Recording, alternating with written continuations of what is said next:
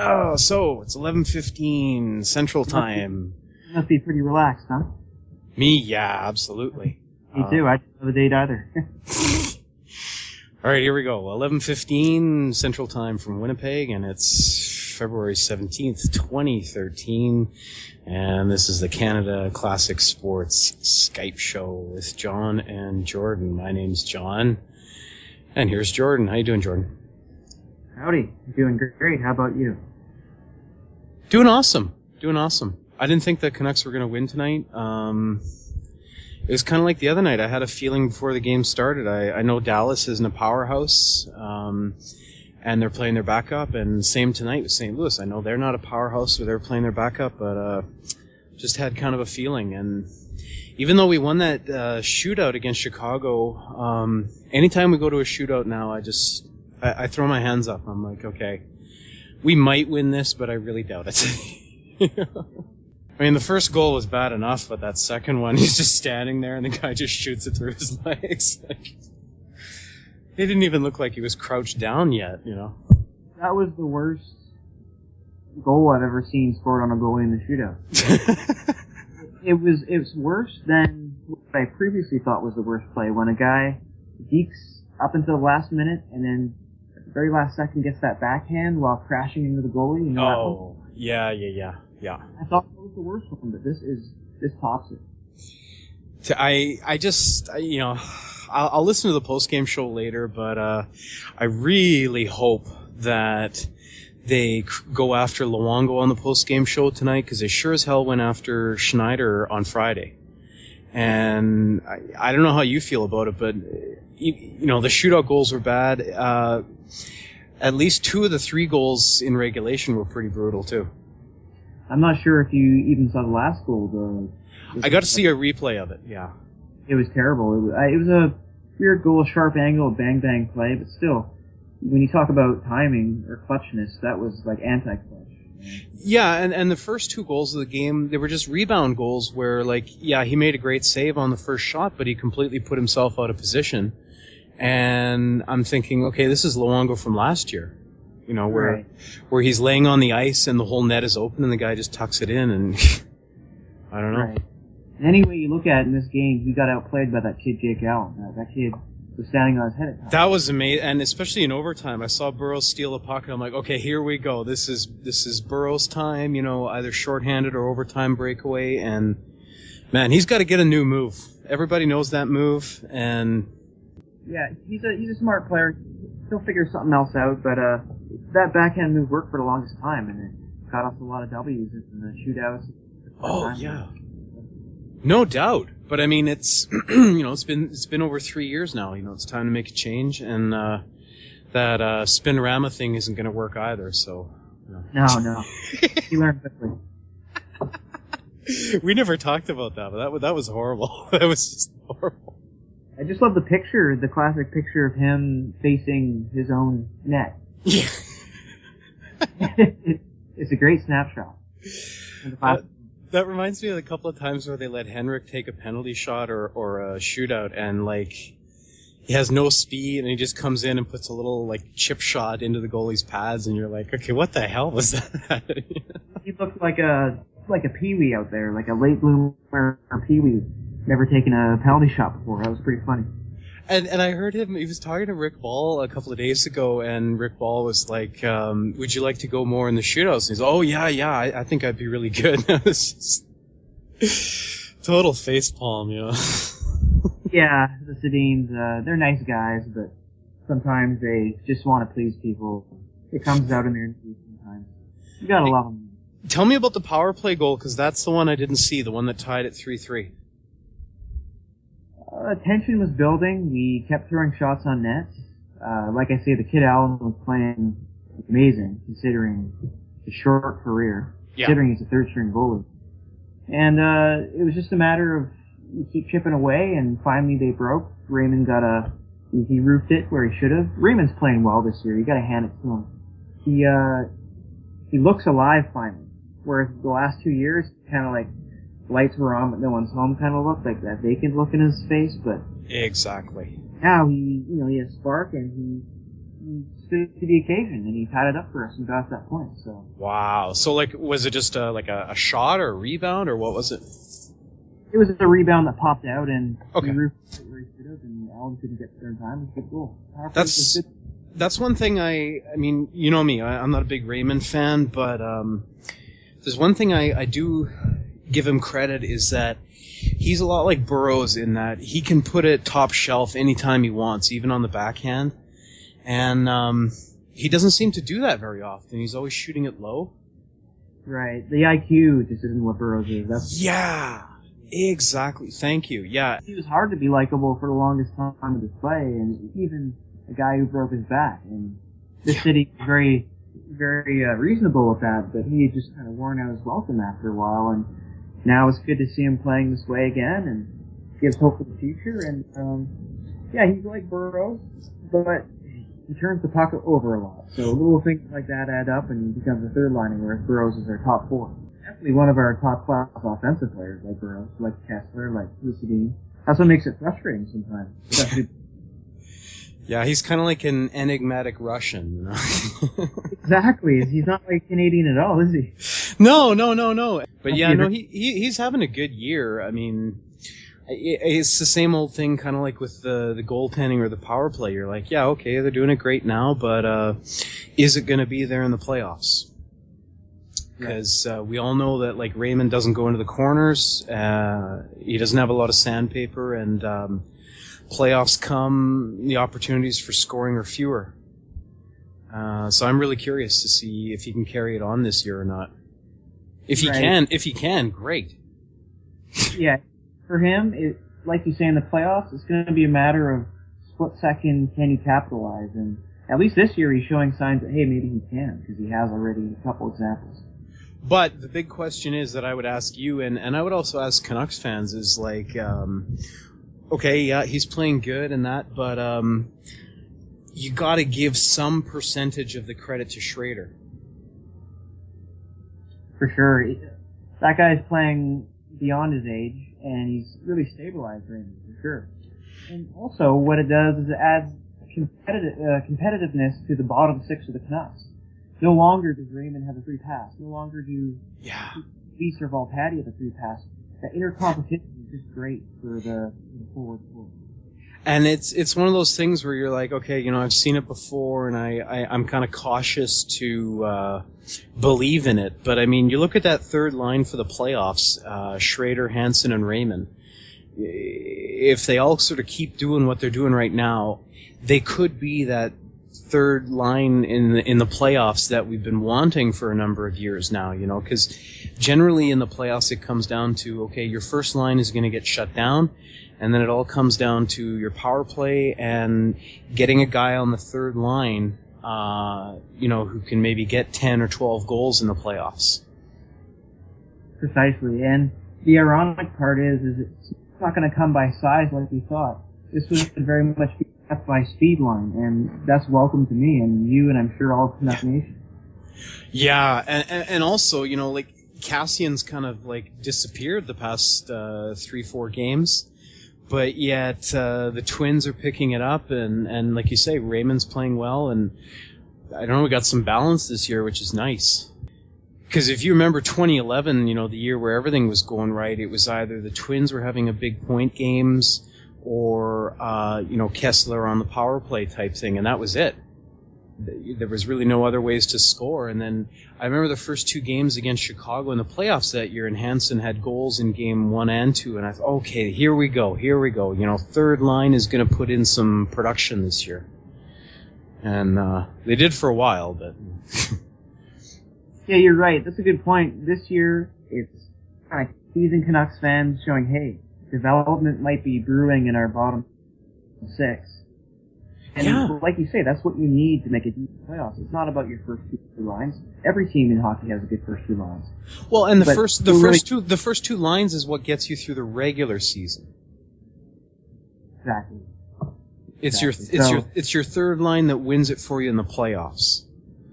And I mean, like there are all these guys that you think about over the years where teams pick them up either during the year or at the trade deadline or whatever, and nobody thought they were going to do anything, and then the playoffs come and they turn out to be like the guy that led the way, and no, I'm serious. Like I can't think of anybody from last year because I really didn't watch much of the playoffs last year, but I just always remember the Devils when they won in 2003, and it was Game 7 against the Mighty Ducks, and Mike Rupp, 2 goals, including the Cup winner.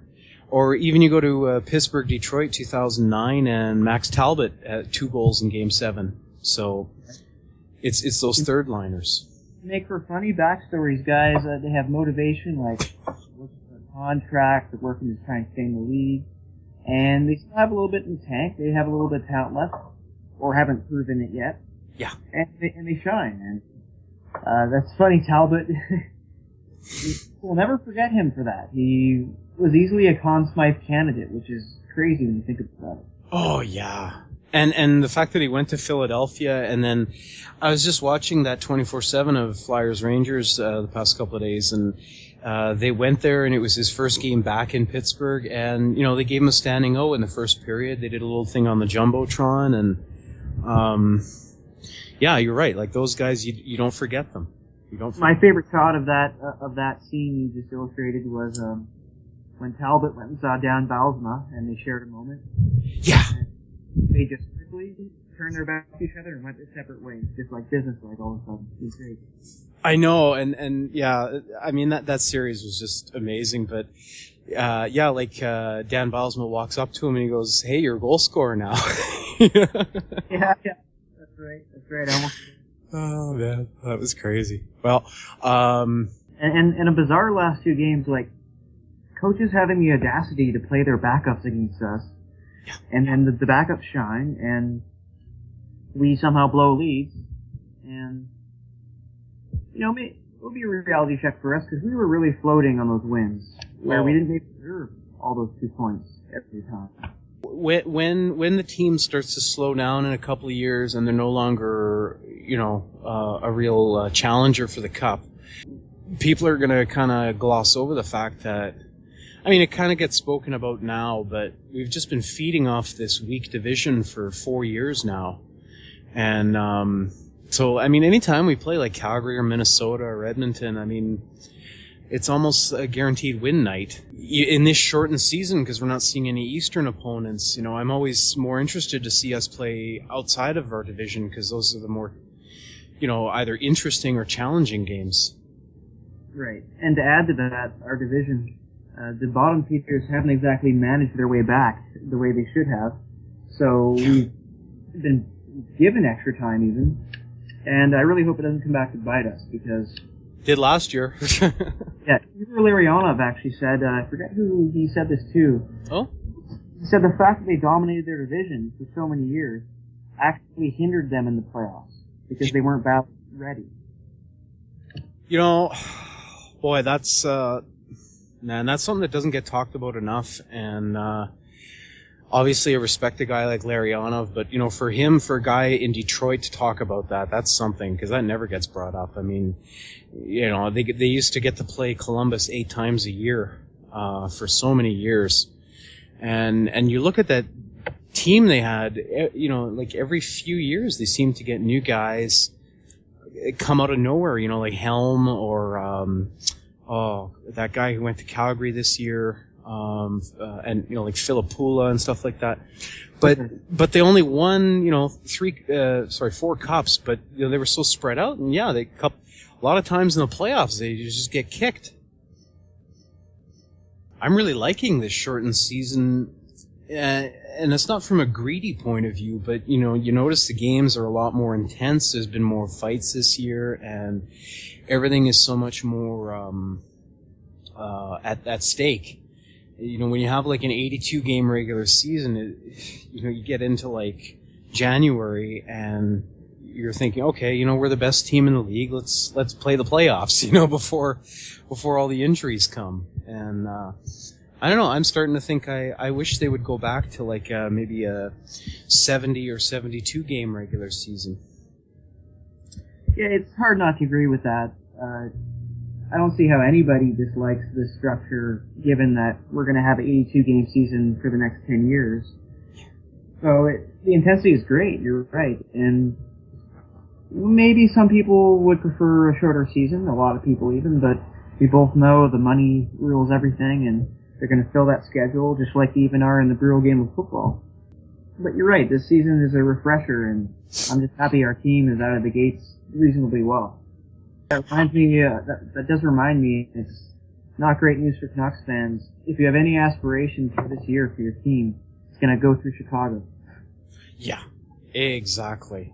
Now that I see San Jose is what I thought they were, and they're not this super team that's making a push this year, Chicago seems to be the only team I think that would really give us trouble. Because, LA isn't getting Green or Mitchell back this year. And they don't look like they're going to do much. But I wanted to talk about Malhotra and get your take on it. I might be considered a callous fan, but very, obsessed with our cap nonetheless. Yeah. I like the fact that we put him on IR. He's not producing. He does have injuries, so we can play that card. I wouldn't call it any chicanery by our front office. I think that that's a legit move. And I keep forgetting the sources, but I also heard this wouldn't even fall in the top 20 of questionable IR moves by teams. Moves like these happen all the time. So I think it's time to move on. Manny's getting paid a lot of money. It's a business. Mm-hmm. It's a big boy's game. Sometimes you gotta wear your big boy pants and sit up in the skybox, because it's for the good of the team, not the person. Manny above anybody knows that. Yeah, I'm pretty much right there with you. I mean, I think that if Kessler had started the year, Malhotra wouldn't have, because Kessler coming back was going to put them over the cap, and Malhotra's $2.5 million for a fourth-line face-off guy. That's way too much to pay for a specialist. And he wasn't. There was no contribution at all. And this is going back to last year too. So, but I mean, but like with everything else that happens with the Canucks, there's like sticky issues or stickiness around it. It's not just a matter of it was the money in the cap and he's not playing well and blah blah blah. It's also like he still has all his equipment in the locker room, and he was fully in practice yesterday. I didn't like that. No, I don't like that either. I would like him to become a coach, and he should just be working with all the guys on face-offs. Right. It's just the optics of that wasn't good at all. The day after.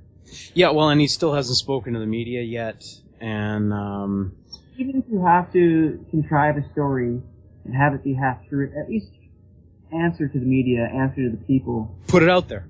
Yeah, exactly. It's not that hard. Even if you're mad, I mean, people are going to understand. It's all the silence just causes lots of speculation and guessing. It's not good for anybody, so. No, but I would really like him to be working with like Ebbett and Schrader and even Henrik on face-offs.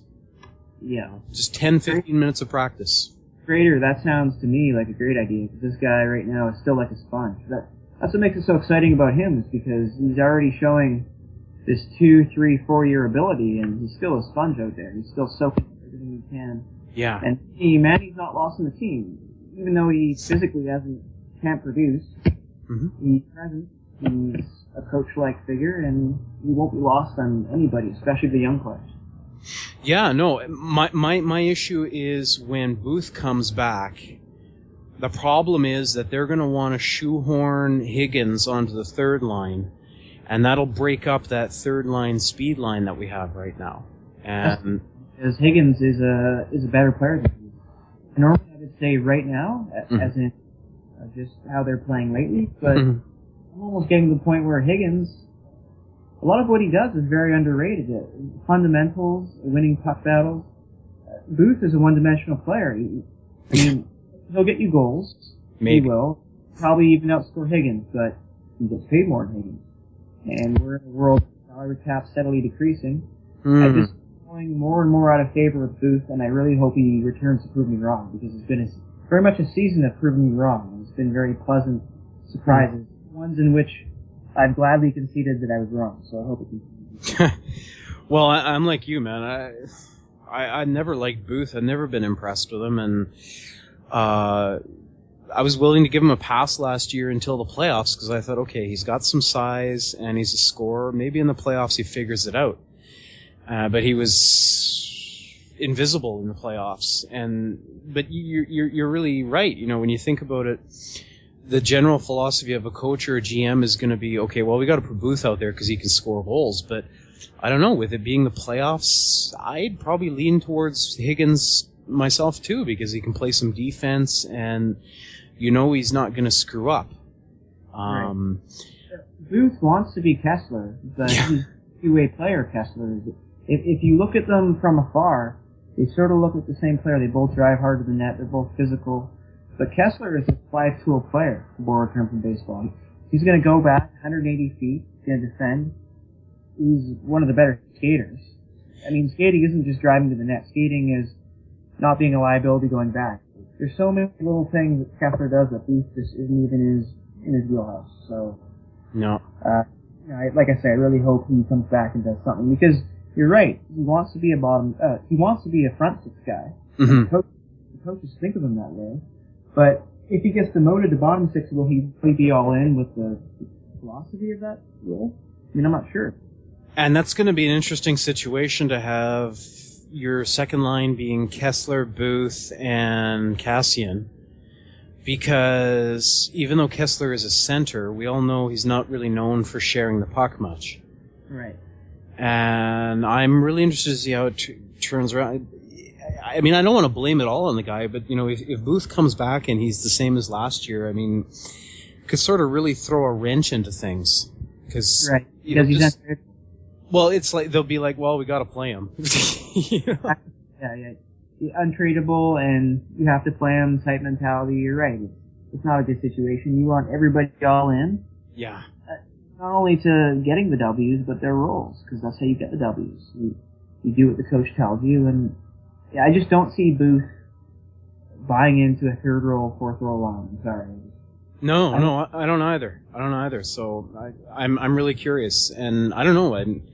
Again, I hate to give guys heck for getting injured and stuff, but I mean, geez, he's been out a long time now for just a groin injury. Jesus. Oh, that's going to bring something else up. Some people won't like this. Booth fans won't like this, but are there any? Yeah, are there any? I don't know if there are. Other than hunters, yeah.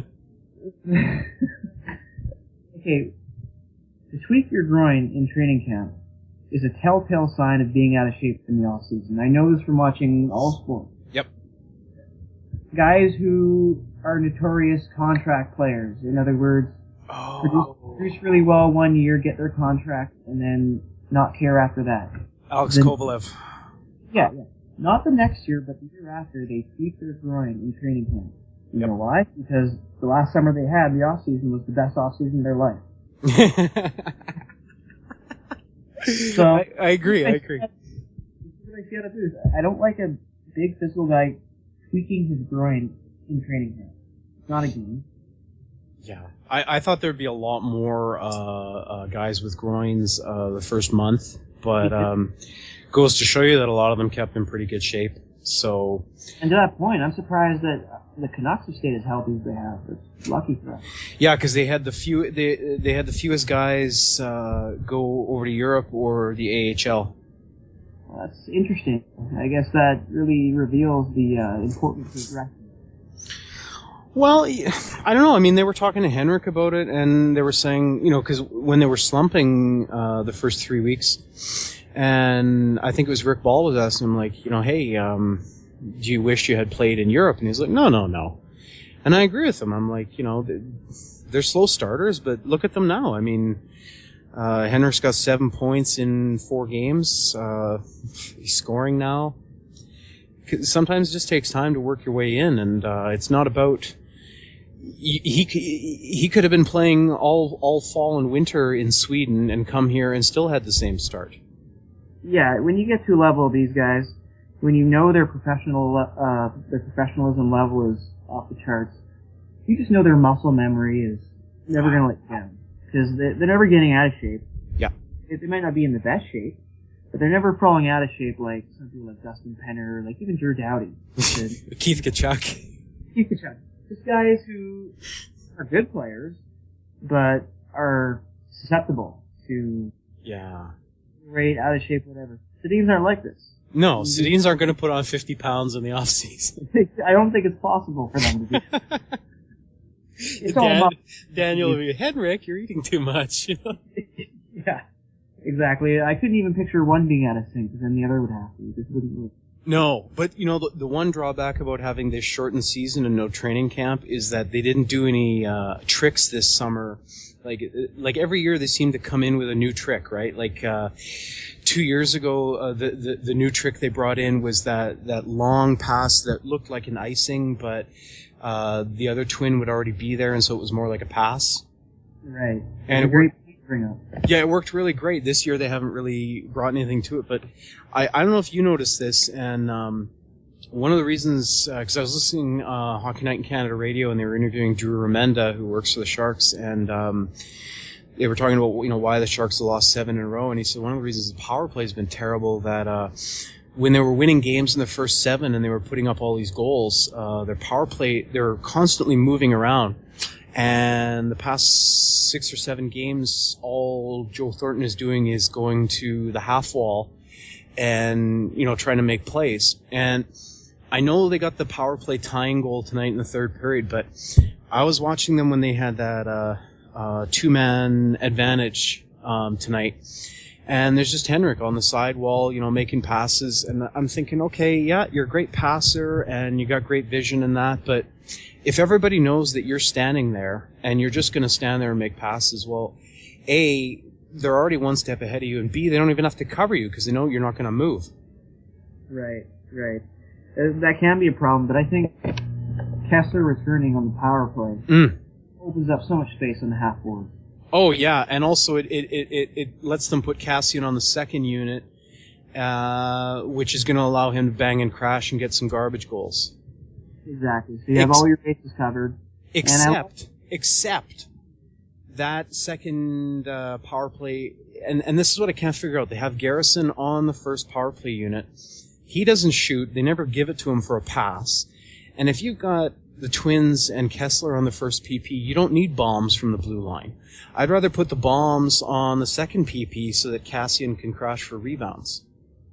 Great idea, and you got to think they would figure it out soon, because you're right. You don't want to mess with that perfection that is the Sedins on power play, because you don't need to load up there. You already are loaded. So spread it out, like you say.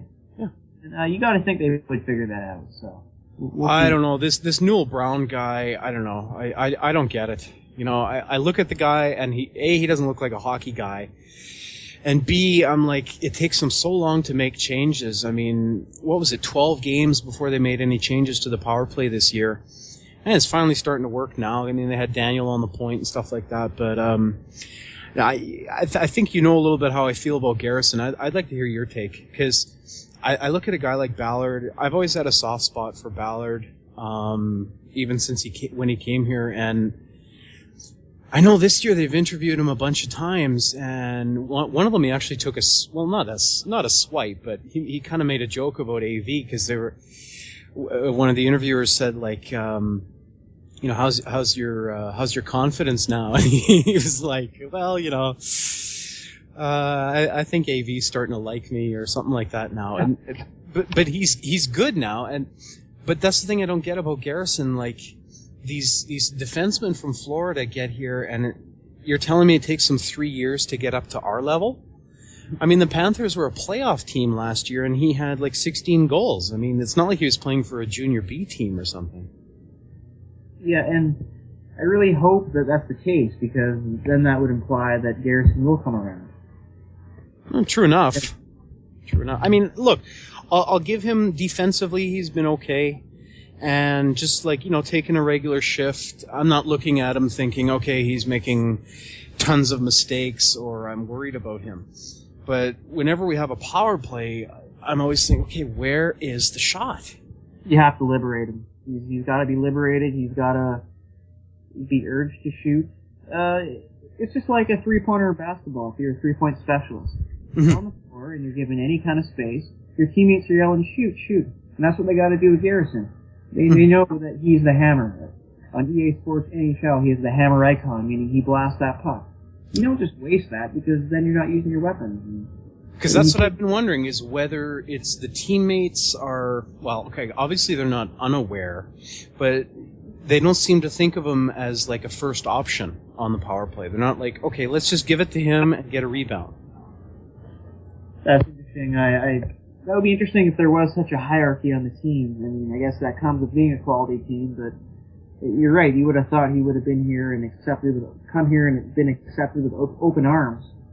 Yeah. But I guess there's been some growing pains, and hopefully he comes around quicker than Ballard did because he paid more than Ballard. So. Oh man, well, it can also. I know they're talking about confidence, and he was saying that like it's a much more complicated defensive system they play here than in Florida. But I don't know. When they signed him, I thought we were getting a guy like Sure, where power play comes and you're like, okay, give it to him, bomb it, and let's see what happens. And he should be the kind of guy who goes out there and says, look, guys, give me the puck. You'll get a rebound goal. But even beyond that, a number of times I've seen him shoot on the park. He doesn't even hit the net. I don't know. I just hope it's not one of those wasters, Yeah, hopefully he's like Bieksa in that Bieksa will have those streaks of not hitting the net, and then he'll pop you 2 or 3 in 5 games. Yeah. Hopefully that's Garrison. On off. Yeah, I'd like to see. Although I'm interested to see if we go anywhere in the playoffs because he'll have the thickest beard of anybody. Yeah. Yeah. Oh, by the way, do you see Greg Zannon's beard? No. What happened? Greg Zannon. He's got this gnarly beard that you wouldn't even see in the playoffs, and he has it already. So it makes you think, like, what has he got for the playoffs? Exactly. Well, he'll have to do a pattern or something stylistically. Come up when you get a minute. Greg Zannon beard. It's pretty gnarly. Will do. That Chicago game, like, I was curious. Do you think it was that Bettman was there watching, and everybody knew that the concussion last year, and so everybody's okay, look, we're just going to play a really calm game? Or do you think it's been a few years now and a lot of players have changed and stuff, and the Chicago rivalry is kind of changing a bit? I really don't know what the motivation is for commissioners to show up. Sometimes it's a diversion, sometimes it's legitimate, but the only thing I took out of that game was LA just really surprises me. A Stanley Cup hangover extending through a lockout. And they just look indifferent out there. And so that's why I don't believe in them to go deep in the playoffs this year. And funny enough, in that same game, the Vicks, I really do believe in. Like I said before, the Blackhawks will have to go through them if we care, the Canucks, about going deep. Yeah. And they play in the toughest division in hockey, and they're undefeated. I know. Unbelievable. Bottom 6 scoring. Well, and I'd be curious to see if who they're gonna start in Chicago the next game. And you'd hope that would be their Achilles heel, their goaltending. You would hope that. I do.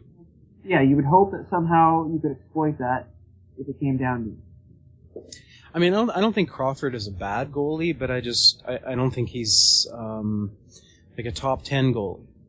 And yeah, so I agree with you. If we have one advantage against them, it's that. But the thing about LA, I mean, I don't know. Everybody wants to talk about, okay, they're deep at center, like they got 3 centers who are over 6 feet tall, and goaltender who wears lacrosse equipment. But I just think it was the coaching, and it reminds me so much of the 2004 Calgary Flames, where Sutter comes in and he's fiery and he's got this message, and they all go through the wall for him. But you come back the next year and you're like, okay,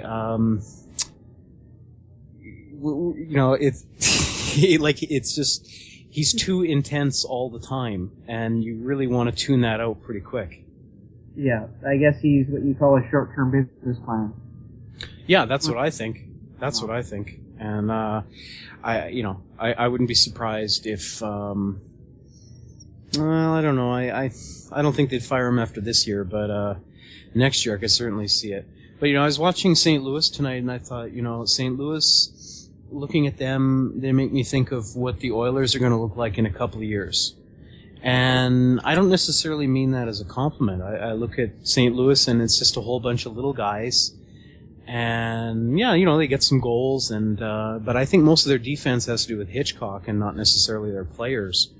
And when they get rid of Hitchcock next year, you'll see them go back down to the middle of the league because they'll just be a bunch of little guys who can score without any defense. And it's kind of like Edmonton, I'm really curious what the plan is, that whether they realize that, eventually they're going to have to pick up some defensemen and a goalie. And you can't have 9 little guys who can score. It just doesn't work. The only thing I've been impressed with from Edmonton is their signing of Justin Schultz. But it's my understanding that he was gifted to them. He delivered himself to them. So I'm not sure you can credit the management for that. But he also got a phone call from Wayne Gretzky. Oh, I wasn't aware of that. Yeah. Gretzky. Too bad. I really wish he would have got Justin Schultz. I wish he would have been allured by the championship qualities of his team. Yeah. I guess he saw more upside in the collective youth of the Oilers. Good luck to him, but not in our division. Could you imagine Tanev and Schultz as a pair? Oh my goodness, that would just be a reload. Yeah, I mean, I really wanted us to get Schultz too, but knowing the way that AV and Gillis are, and that they hardly ever give rookies or young guys a chance, and that's what one thing that's been so interesting this year, that they've actually let Schrader play. And they've let Cassian play, which the past few years they never let rookies have a chance at all. Mm-hmm. So it's paid off for them. So good to see. Yeah, absolutely. And might even go as far as changing some philosophies in regards to that, which would be welcome to you and I, because I know you and I both like the young player quotient. That's what it's all about. Even salary cap wise, the more young players, the more valuable your team is. So.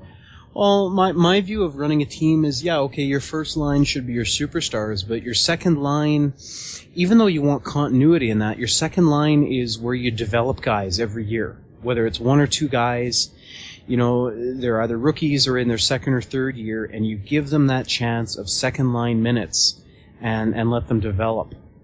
And I know the Canucks the past number of years, they'll only let a rookie play like on the third line, and then you're just defending. That's why, in my opinion, Hodgson never got a fair shot, because they were always making him play third line, and he's not a checker. Right, he just wasn't a fit for us. That was just a weird scenario. I don't know what the hell was going on there. I mean, at least now I'm happy about Cassian and that, but I look at Hodgson and he's like first line center in Buffalo. He's getting points. And I know a lot of people say, well, it's because he's playing with Vanek, but I've watched a lot of Sabres games this year, and he's actually good. And I got to tell you, I mean, you were right about him. I was wrong. I guess it was all having to do with how much the Canucks were letting him play and what they were letting him do, because Buffalo's just let him run wild, and he's great. Right. It was a weird situation, exactly like you said, because here you have this pick, 10th overall. It's never a lock in the draft. No. Any year. But you have this pick, Mike Gillis was shooting his own horn. He was the man. He carried himself as such. He was bragging. This was his guy. This was his first golden boy, this blue chip draft pick. And it did a complete 180 in terms of enthusiasm, in terms of the relationship, in terms of the way they viewed this prospect. And to quote him, he spent more time managing Cody than everybody else combined in the team. And like you say, it's just really odd considering the stock by drafting him. And I don't know. I guess I'm like, I don't know if there are a lot of people like me anymore, but even more than AV, I have a real hard time believing anything Gillis says anymore about anything. Like, for him to say all that about Hodgson and then he just goes to Buffalo and he's great, I'm like, okay, well, it can't just be that, his agent and his parents were asses. I mean, there's something more to it there. And I think it had a lot more to do with Kessler not wanting to delegate some of his responsibilities. But anyway, that's all in the past now. It's tough to let go, though, because you look at it and you think, okay, in a couple of years, Kessler will have to retire because he'll be so injured, and the Twins will be old, and we won't have a first or second center, and we could have Hodgson. So, it's always going to come back. It's one of those ones that's never going to go away, I don't think. I really want to take issue with your comment of how Kessler might retire in 2 years or will retire. You see him today, and he's catapulting himself into the board. Yep. I mean, that last penalty call, I don't think you saw it. It was a boarding call on Kessler. No, I didn't. That was a dive. It was a very good dive. But it was a simple play where Kessler stops on a dime about 3 feet from the boards. Yeah. I forget which blue it was, sees the blue coming, and just catapults himself right into the boards on contact. He just lets himself fly head first. Man, that guy plays 100%. There's no governor switch for this guy. So yeah, exactly. So I was trying to understand. Are you saying that's a good thing or a bad thing? Because for me, that's a bad thing. Well, I love it. On one hand, I love the place, but on the other hand, I almost have to agree that his career is going to be shortened.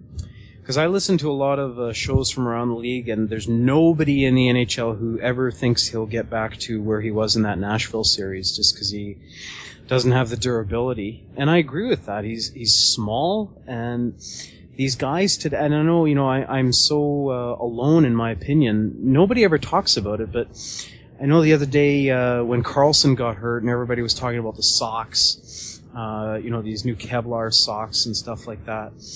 And I'm thinking the socks, this doesn't relate to the skate cut, but what it relates to is the helmets, because they had Barry McDonald was interviewing Rick Bowness a couple of days ago, and Rick Bowness was laughing about how he played half of his career without a helmet. But he said, and just like Don Cherry said, he said, that was the safest time of his hockey career. And my opinion is, I know it's going to be, I'm completely out there and everybody thinks I'm nuts, but you take away all the helmets, you wouldn't see a single concussion. And it's partly because when you have the helmet on, people are more likely to hit you, but it's also that you look at football, I think in 10, 15 years, there are going to be lots of lawsuits from NFL players suing the manufacturers of helmets. Because what the manufacturers do is they just make the helmets harder without realizing that the brain is sort of like floating in your head.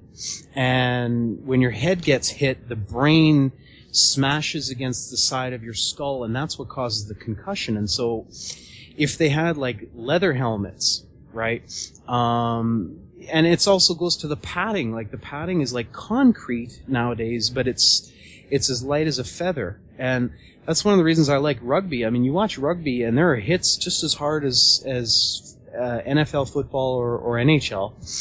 They never get a single concussion. And it's because they're not wearing any padding. It's the pads. It's the pads that cause the concussions, not... they always talk about how the guys are stronger now and faster and bigger. That's nonsense. I mean, look at rugby. This is 2013 here. They're not getting concussions. I mean, when is somebody gonna put two and two together? You have any thoughts? I mean, I'm sorry to put it to you that way, but just... The player definitely must feel like RoboCop out there and all that cutting-edge light gear. And the helmet manufacturers, like you just referenced, that would fall under the NFL, yep, as the NFL sanctions those. And it's interesting, you see what the NFL is doing already. They're trying to go back and cover their ass. Yeah. Ready, because they can see it coming a mile away. And not just a mile, but like 20, 30 years down the road when these guys start to get encephalopathy. Is that what it's called? I don't even know what it's called. That's right. That's right. Encephalopathy is just a horrible brain condition where it can bring on depression and rage and early dementia and everything you can think of that can go wrong with the brain. It's really bad stuff.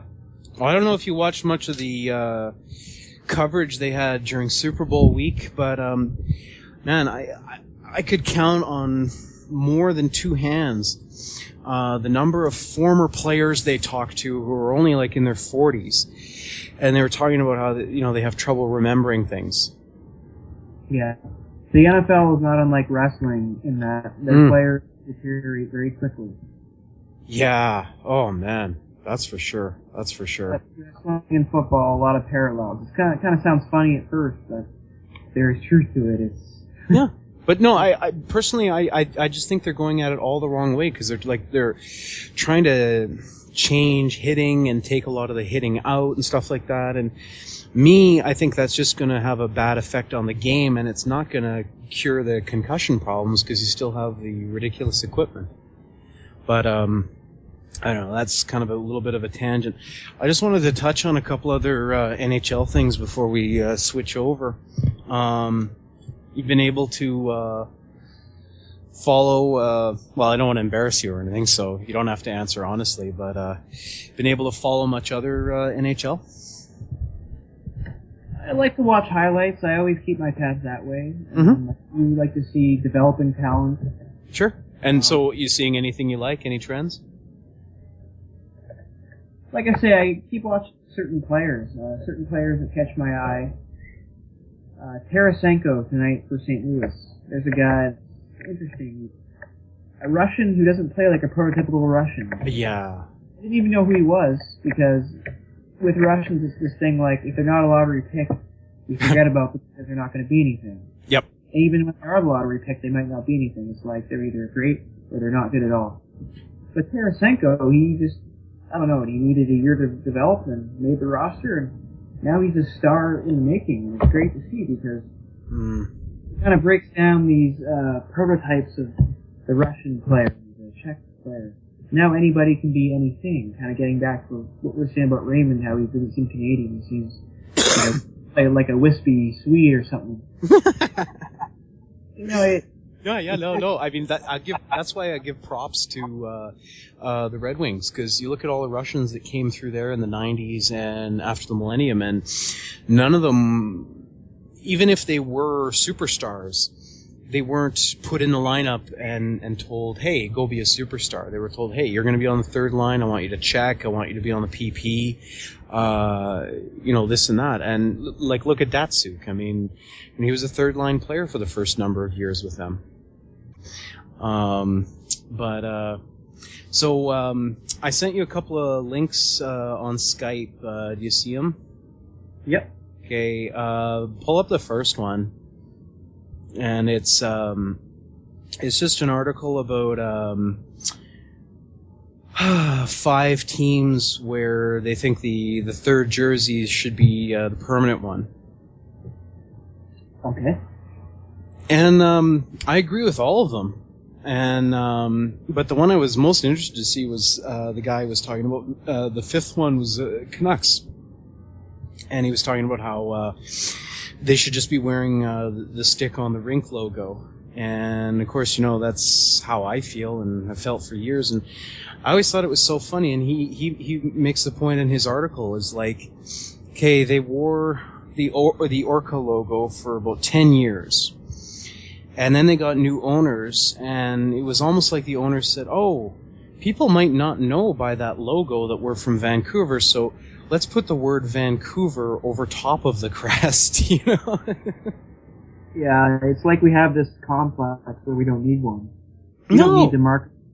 Yeah, we don't need to market our city's name anymore. You're right. The stick in the rink is way more appealing, attractive to the eye, and I totally agree. But of these 5 jerseys, I think I feel strongest about the Flames. Yeah, me too. Yeah. Their old jerseys pack so much history. I would really be keen to stick with it and not move away from that at all. I never understood it when they brought in adding black to their uniforms. I don't know if you remember, they used to have that third jersey where it was like the horse breathing fire. Yeah, that's a very unforgettable time in Jersey history for them. Cheesy. And yeah, whenever they play on like Hockey Night in Canada, like the article says, he's like, you watch it on high def and those red uniforms, they just pop off the screen. And I couldn't agree more. But I agree with Minnesota and St. Louis and Columbus. Like, those third jerseys are all way better. And I don't know if I mentioned it to you, but we are going to wear the Millionaires jerseys against Detroit in March. But anyway, I just wanted to see your take on it. And then the second article is the one on Evander Kane. Did you read that one? I've been reading a little bit about Evander this year, but I haven't read the latest episode. Oh, man. I mean, at least he's playing okay, but let me see this. Basically, all he's saying is people don't like him because he's black. I mean, that even in current American culture, as ignorant as it is, the race card when the race card is blatantly played out of no other reason other than insecurity or the feeling of being threatened, that scene is very low. That scene is very uneducated reaction to criticism, because that's what it is. Yeah. He's being criticized for having character problems in a humble game full of humble athletes. Playing the race card is low, because in Canada, I mean, let's face it, those problems are only covert. They're in the public eye. We have no race problems. This is Winnipeg, man, the most multicultural city in Canada. Like, exactly. Look, in my opinion, I don't underestimate his talent, and maybe one day he will be a 40-goal scorer, like everybody here seems to think. But he's just all wrong for this market. He's just all wrong for this market. Talk to Joe Ward about what it is to be a victim of racism. Oh, yeah. Man, there's a guy that the Canucks should have gotten, I'll tell you.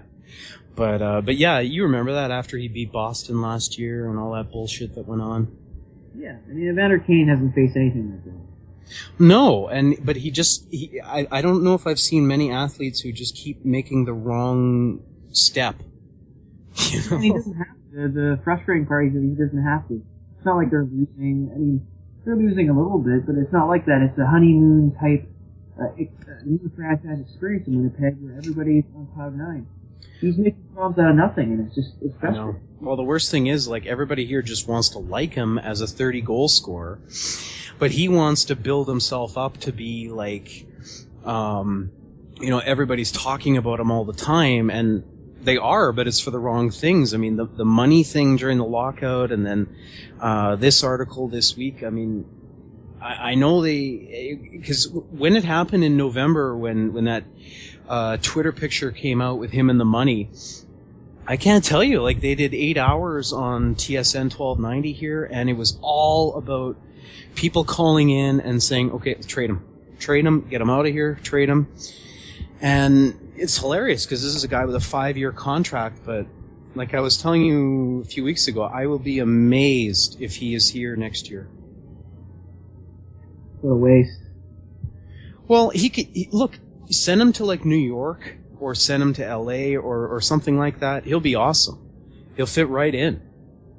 He'll be a big loudmouth who actually scores some goals. But that kind of thing just doesn't play here. It just doesn't play.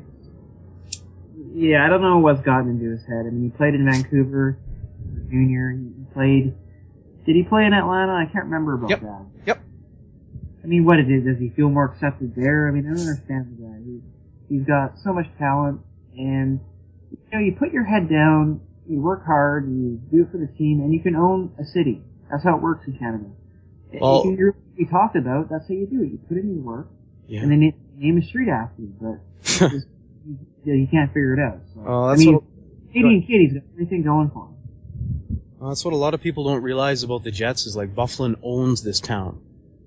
He's the most popular hockey player on the team.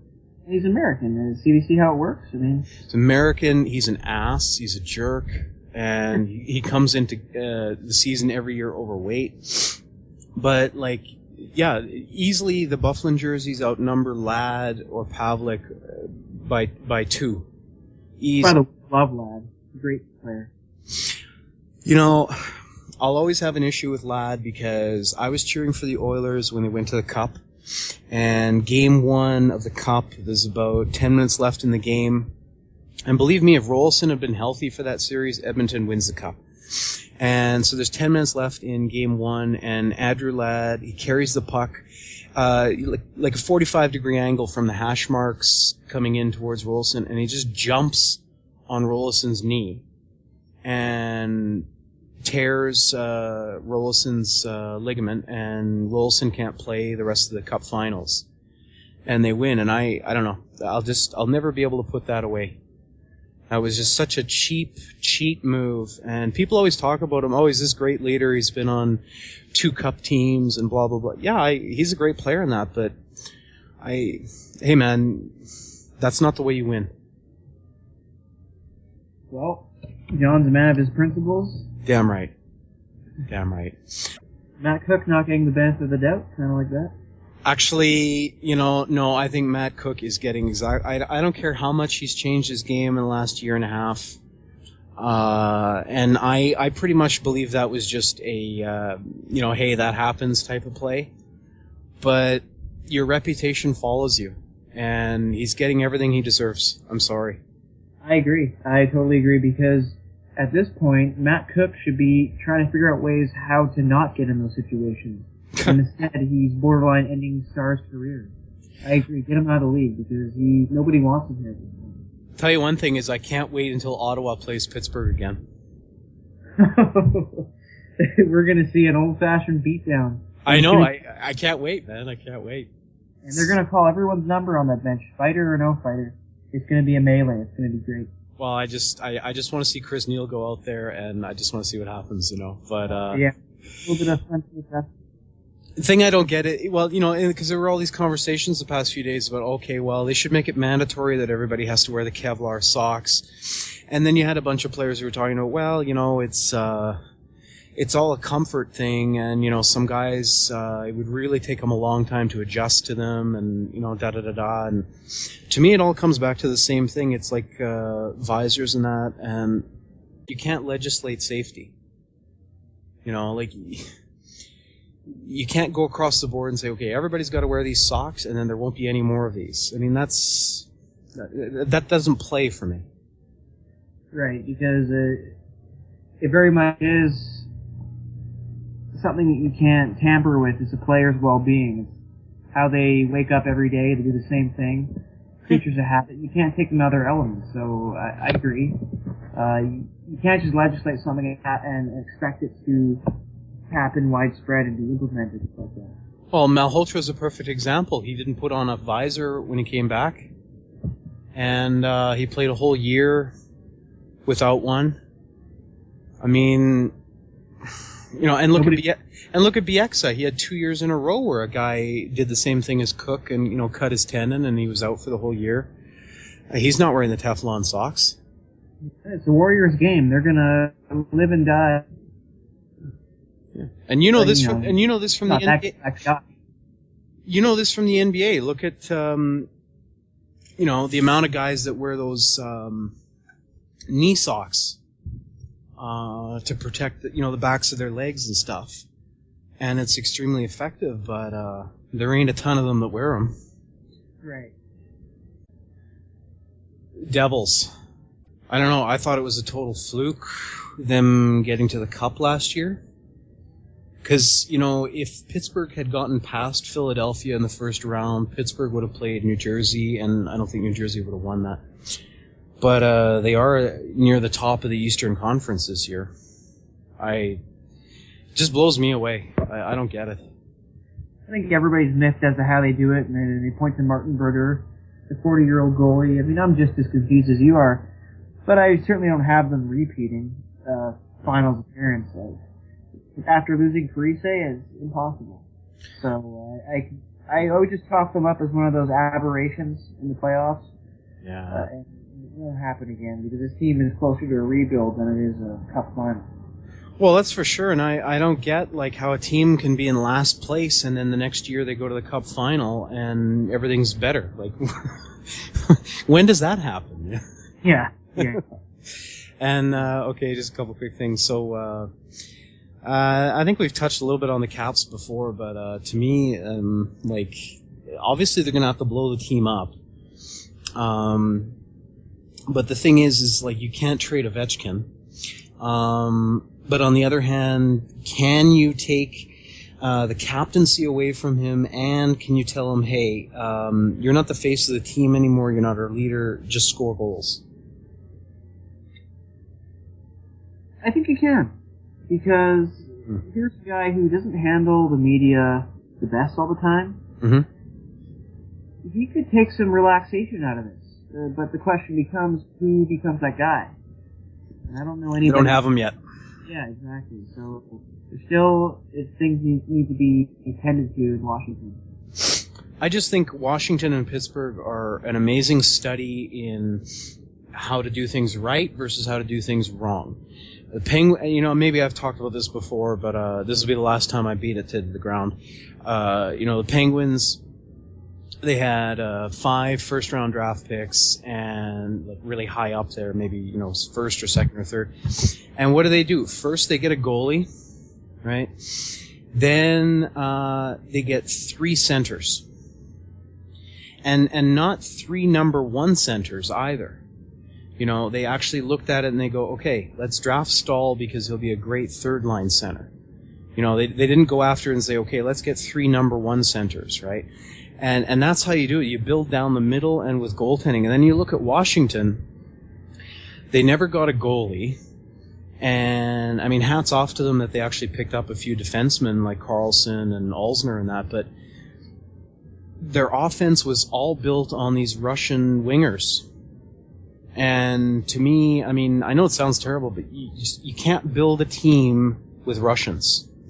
Russians are the complement, or they're like the spice, or the flavor, right? But they're not the base. Right. There isn't anything I could possibly add to that because I agree 110%. Okay. And I just thought it was great how Pittsburgh was afforded the option in the draft. You can call it skill, you can call it luck, or both, because what have you. They picked their Russian as their second center, a highly skilled Russian. Yeah. But they have the blue chip Canadian Golden Boy, and then the hard and gritty Canadian third line center installed. So you're right, 3 centers down the middle. The wings are complementary, and you have your goalie. It's the one thing that Montreal figured out, and they haven't figured out the rest. Besides Brendan Gallagher prior to Vancouver, BC. Yeah. We drafted Carey Price, 5th overall, in a year where everybody thought he was going the other way. I forget, there's a bunch of defensemen that year. Pierre Maguire was convinced they were going to go with one of these defensemen. There's a whole host of them. Remember that year? But they picked Carey Price, 5th, and get your goalie and get your centers and then work from there. Because, I mean, defense, you need defense, but it's a bit overrated because those guys are cheaper. Well, and not only that, is that generally they take 4 or 5 years to develop. They take a lot longer than forwards to develop. So it's like, people might think I'm all over the Oilers for this and that, but I'm like, okay, yeah, they need some defensemen, but, it'll take a few years, have some patience, but, man, and you are so right, you have an eye for putting Russians in the right place. You should be a general manager. Their role is complementary on a team, and it becomes really a question of what a stylistic is the question. What is your philosophy? Do you think that you would like a Russian on your team in your offense? Because it's not for everybody. Yeah, that's another thing, is because how many free agents has Washington been able to attract? Who wants to go there? Because you don't have a leader. It's just a mess. It's just a mess. And I'm going to be really curious to see how they tear it down and rebuild. Like, I think we're both in agreement that they can't trade Ovechkin, and so then it becomes, okay, are they going to try to tank and get picks, or are they going to break it up by trading? Really curious. Unfortunately for Caps fans, I think it might be one of these situations where they let it burn slowly. They don't have the gumption to press the demolish button, or that self-destruct button and reload and rebuild, because their owner, I really don't know about their owner. He's one of these guys that has the thumb on the, he has his thumb on it the whole time, and he's saying win, win, win. Mm-hmm. And I don't think he can really look himself in the mirror and say, we gotta rebuild again. I don't think he wants to. No, because I was watching the 24/7 of Penguins Capitals last week. It's probably like the 10th time I've watched it, but there's one time in the second episode where they're talking to Leonsis, the owner, and he's like, okay, Pittsburgh's won their cup, now we got to win ours. And even though it's kind of like hindsight, I'm looking at it thinking, you actually thought you had a team that could win the cup? That ship has sailed. I mean, there was that 1 year when they looked like they had. But the Canadians showed that Washington wouldn't have won the cup anyway, because all you do was block Ovechkin's shot and you win the series. So, and they really had some weird, twisted ideas there, and I think we talked about it on Skype a few days ago, that the system that Adam Oates is doing is just way too complicated for the guys that he has. I'm not saying on an intellectual level. I'm just saying that's not them. You know, I mean, the best success they had was with Boudreau, where Boudreau would say, okay, go out there and score goals. And when you got a team like Washington, you can't be sitting there with a lot of X's and O's. Okay, you be here, you go here, and right. it don't work. And it's funny you were talking about Carey Price and the Canadians, because that leads me into my second last point on hockey, which is the Habs and Subban. Like, I just don't get it. I just really don't get it. They mistreat the guy, for one. He's a media go-to, which I don't think is good, because the kid is outspoken, and you contrast that with the heavily scrutinized team that Montreal is in that market. It's a big microscope. Yeah. It's like a relationship that wasn't meant to be. See, if you look at, like we were talking about Evander Kane, and it's like, hey, if there's anybody who's being picked on because he's black, it's Subban. Yeah.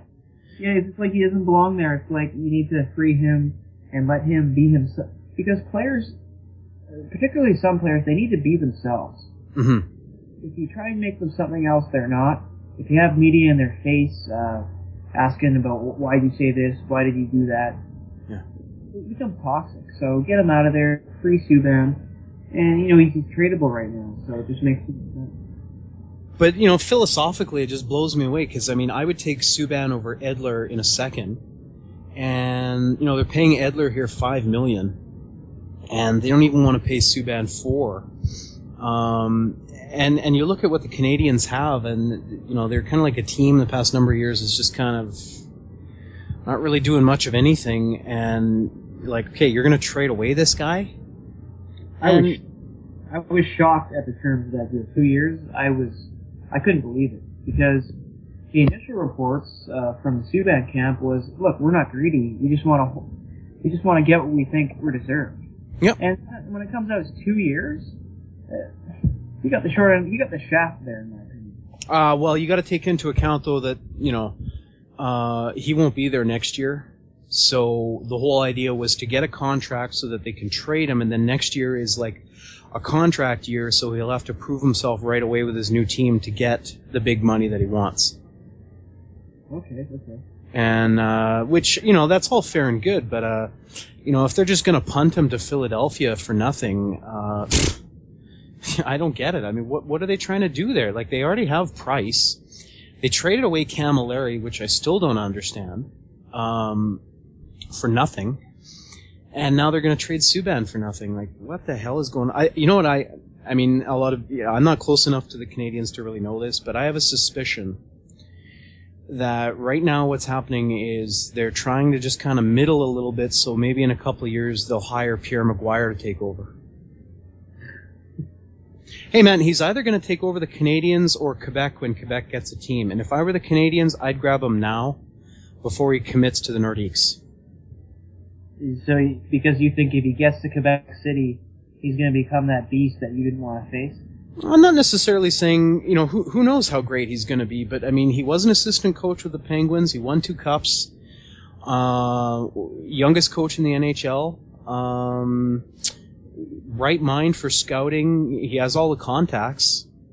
And when you have an expansion team like Quebec is going to be, that buys you 5 years of losing right there. So you got 5 years to build up draft picks. I mean, it's a perfect scenario for a first-time GM. And like I say, if the Canadians were smart, plus the media cachet value of having Pierre Maguire as your GM, like I would jump all over that.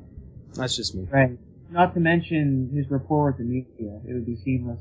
That's an asset. I don't care what anybody says. Mike Gillis is so bland. And there's so many times when you're a fan and you're sitting there on the radio listening to his interview, and you just want him to tell things how they are sometimes. And he just does spin jobs that frustrates you 7 ways to Sunday. And I want a GM to sound like A, he likes hockey, B, he likes his team, and C, that he's having fun. You know, and I know Mike Gillis just hates the Vancouver media, but whenever he does an interview with anybody, it sounds like you're trying to, yeah, like he just makes it sound like it's the greatest ordeal in the universe, and you're like, come on, man, you know? Yeah, it's just like you said, he doesn't sound like he's having fun. Last thing I wanted to touch on was Blue Jackets and John Davidson, and you know, we saw St. Louis tonight, and you see how they got all these young guys who are, you know, lots of talent and stuff, and I think they really hit it out of the park hiring him to take over the team, and you mark my words, in 5-6 years, the Blue Jackets will be a perennial playoff team. Maybe not a contender, but he'll turn them around like he did with St. Louis. Well, you know, it's funny, I agree with you, but I think the Jackets made this move not knowing they were making the right move. Yeah. For one, I think it's great. The first European GM in the league's history, I think that's great. Yep. But two, and I know that you would have mentioned this if I hadn't mentioned it right now, but two, and most importantly, he will have the insider scouting in Europe, all of Europe. We'll be able to see, like, how we landed Edler. That was all from European intel. And you're going to have a guy potentially have, like, a monopoly on that? I mean, that's a little too far, but he's going to have clear resource that other GMs won't have. Don't forget, Columbus has 3 first-round draft picks this summer. How many of those are New York's? Oh, just one. They got one from Philadelphia, one from New York, and their own. That's great. I love those situations where you stockpile picks, because you know by an NHL draft, a guy who's worth number 1 overall can go 20th and vice versa. Yeah, no, I mean, like I say, I think they got the right guy. They're going to turn it around. The only thing I would say, and I agree with the Puck Daddy on this, is that as much as I love seeing Davidson do this great work with St. Louis and now with Columbus, he is so missed as a media guy. I can't speak to that because really? Don't know him as well as you. Oh, okay. Yeah, no, he was awesome as a color guy. He did Hockey Night in Canada, Fox, ABC, the Rangers. Yeah, he's great. Just very easygoing, friendly. You know, it's kind of like John Garrett's older brother in a way. You know. Anyway, that's kind of weird, not a left field. Okay, so let's switch off of that. Now let's go to the NBA. Now you're Mr. NBA here, so you're the expert. You're the Jack Armstrong on the show here, because I've pretty much completely tuned out the NBA this year. So first thing I want to ask is, so I saw that the Heat killed Oklahoma City, and so are you still thinking Heat take it this year? All signs point to Miami. Just the way the MVP, and I say that with knowledge that Durant and Chris Paul are playing out of their minds, career ball. Mm-hmm. But even then, LeBron is at the next level. And when the star's best player is playing his best ball of his career, you can't bet against his team. True enough. You look all through history, you wouldn't bet against Magic when he's on his best. You wouldn't bet against Magic. No. Even Larry Bird. When Larry Bird's on his team, that's when his team didn't win titles. So it's looking like Miami, but that's why they play the games. It's going to be another great playoffs, and I can't wait. Have they had trouble with anybody this year? Certain teams that out-rebound them or just provide bad matchups, like any team would who had another team's number. It's funny, Portland, not an Eastern Conference team, but Portland plays Miami really well. Oh. I suppose that means little since they wouldn't meet in the finals. So. Yeah, but hey, I mean, if you're a team that is going to play Miami, you watch Portland tapes. So, like, have they played? How have they played against Indiana this year? I was just going to mention Indiana. It's been up and down. Oh, okay. Early in the year, I mean, they made strong indicators that they would be a team that would give Miami a run for its money because, amidst all the propaganda about the New York Knicks, everybody's believing in the Knicks. It's like Chuck Barkley says. Yeah. The Knicks don't have anything. No. They're just volume shooters that doesn't play in the playoffs. Mm-hmm. Indiana, of all the teams, including the OKC Thunder in the finals, gave Miami the toughest resistance in the playoffs. Yeah. So, naturally, you'd think, as their young team, they would progress this year, but it really hasn't gone that way. Roy Hibbert, he's almost too big for his position, which is sad because he's 7'4" center. But it's like he burns out. Okay. Danny Granger, everybody was expecting him to come back and contribute, but it hasn't happened yet, so we don't know about Indiana. Jury's still out. Do you believe that there are some basketball teams that are more like playoff teams than regular season teams? I would answer that by saying there are teams that everybody might be sleeping on. For example, the Denver Nuggets. Really? Yeah, a deep team that's young and has just found its way. Good coach. Just certain teams that don't get media play. Yeah, that's for sure. They still have the Birdman? No, actually, he's with the Miami Heat now, which is he actually could be very valuable for them because he rebounds and blocks, and they need that. I can't understand how Miami is fitting all these guys under the cap. Like, they picked up Ray Allen, they picked up, that guy from Memphis. I forget his name. And now they got the Birdman. Like, how are they fitting all these guys under the cap? I don't get it. Yeah, well, it all starts when your stars take pay cuts. Not like Kobe Bryant, who gets $30 million a year, but that's the story. Hey, Jordan got paid $35 million his last year in Chicago. Wow. Well, he brought them titles, so true enough. Worth everything. Yeah, no doubt there. Okay, so coming out of the West, I mean, are the Clippers actually going to do something for once? This is amazing to me. I don't like the Clippers, and it's funny because really, I agree with everything Chuck says this year, Charles Barkley, which is usually the opposite. Usually he's that guy. It's no wonder why he's lost so much money in gambling. This year, it's like he's come around because I don't believe in the Knicks, don't believe in the Clippers. For the simple reasoning that the Clippers, their big men are not as refined as you would want them to be for playoff big men.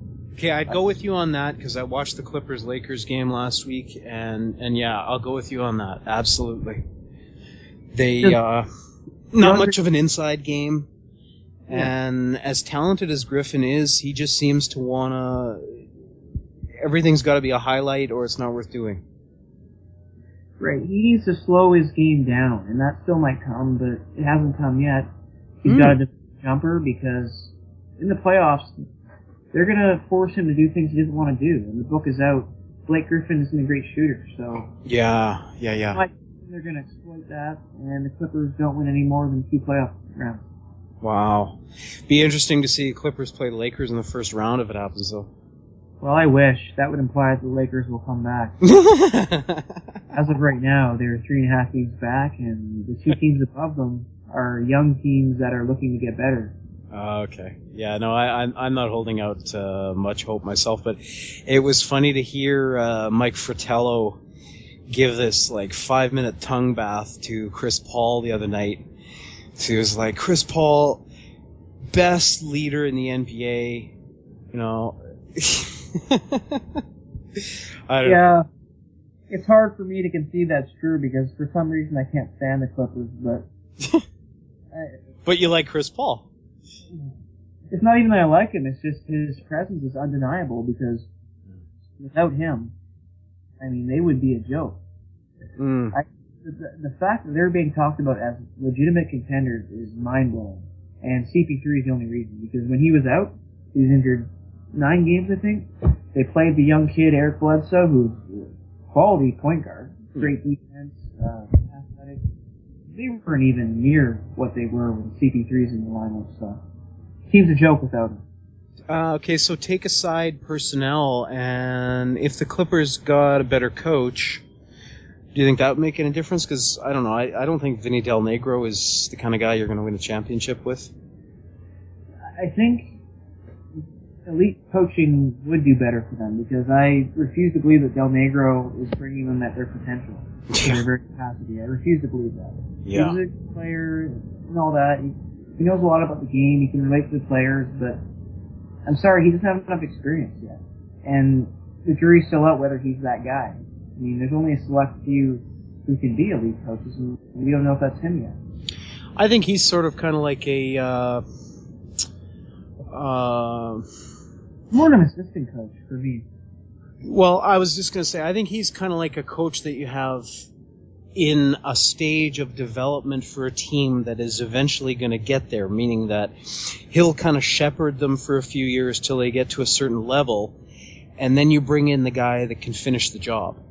Right, and I feel very similarly about Scott Brooks in Oklahoma. Yeah, I'm with you on that. He's more like a college coach. Yeah, I know a lot of Thunder fans I talk to, they want a new coach because they don't think that he's the coach for them. Really? They're finally coming around to that? Okay, good. It's sort of a situation where they like the team, they don't want to mess with it, but in the back of their mind they think, well, what if we had a different coach?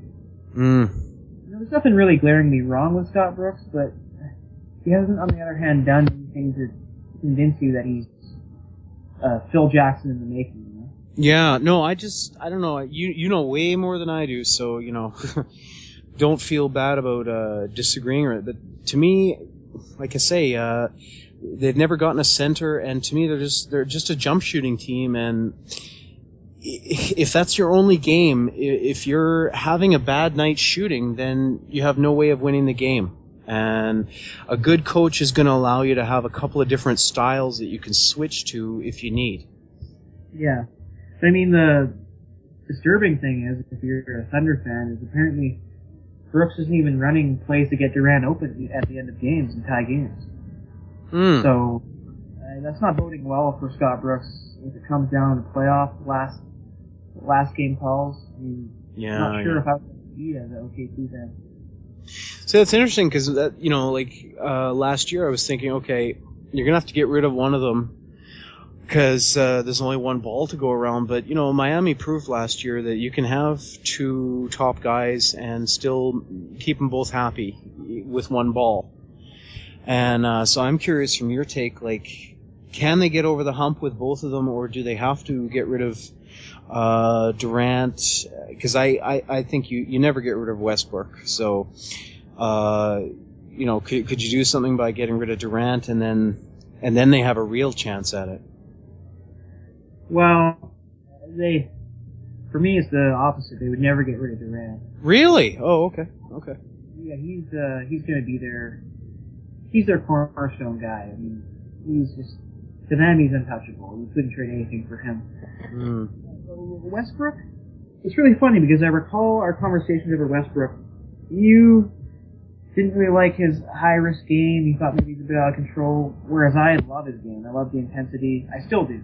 Love the intensity, love his momentous plays. It can change the game. Very exciting. But I've changed my tune a bit. I almost feel like they should have kept Harden now. Yes, I was just going to get to that. I'm like, okay, this is all predicated on them getting rid of Harden, which, in my opinion, was the dumbest thing they ever did. I don't know what... Just from day one, that they should have kept Harden. You said it from day one, so credit to you. Go ahead. Well, thanks, man, but I mean, you know my opinion. I mean, if I could only keep one player on the Thunder, it would have been Harden. I'd let Durant and Westbrook go before Harden. And I'm not saying that I look at Harden as a scoring champion or a superstar. It's just there's certain guys you look at and they're all heart. And you never get rid of a guy who's all heart, because he's a glue guy. He brings the team together, and anybody struggling, he fills in that gap. And I almost couldn't believe it when you initially made this statement about Harden, because it was halfway through his third year. He was just coming into his own game, and you must have been watching a game where you saw something in it and you were convinced. Because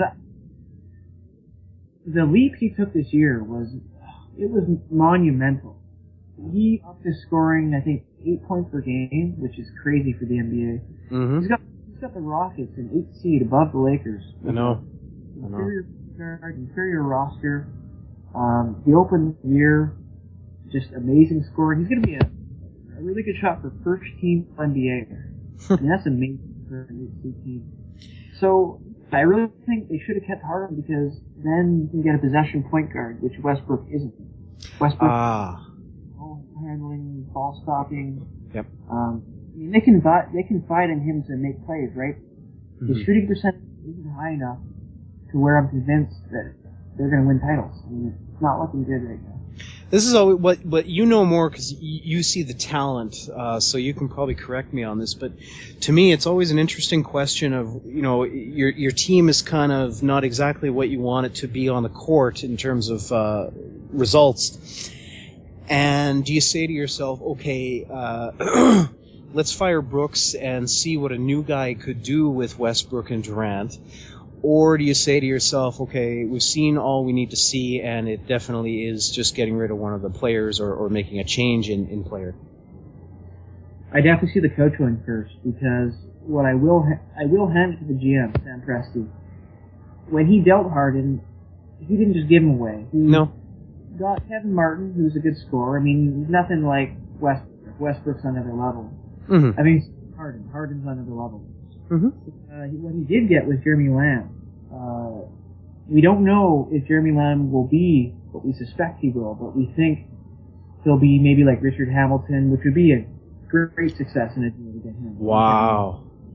But also, they've been drafting really well aside from that. Guys with lots of upside, guys who were really dismissed in college, but then were undervalued, where OKC came in and drafted him. Perry Jones out of Baylor. Perry Jones was as high as 6th on a lot of mock drafts. Wow. And he slipped all the way to the second round. And, I mean, OKC, if they can just get one of these players to step up out of 4 gamble-ish kind of draft picks, that's how you make dynasties. Forget about titles. Absolutely. Well, I mean, I know you're, NCAA guy in that, but, and I'm not, but, the thing I've always really liked about the Thunder ever since they moved is they seem to have said to the rest of the league, okay, you guys do things your way, we're going to do things our way. And they seem to run their team a lot more like a college team than a professional NBA team. And that's no slight. That's actually, in my opinion, a compliment. And especially their fans. It's just a very unique experience. Just like you say, they do it their own way. Yeah. I think it's neat. Everybody can see that it's neat over there. Just little things like the crowd, as you probably know, they'll stand until their team scores a basket. I mean, that's awesome. And it gets so loud in there.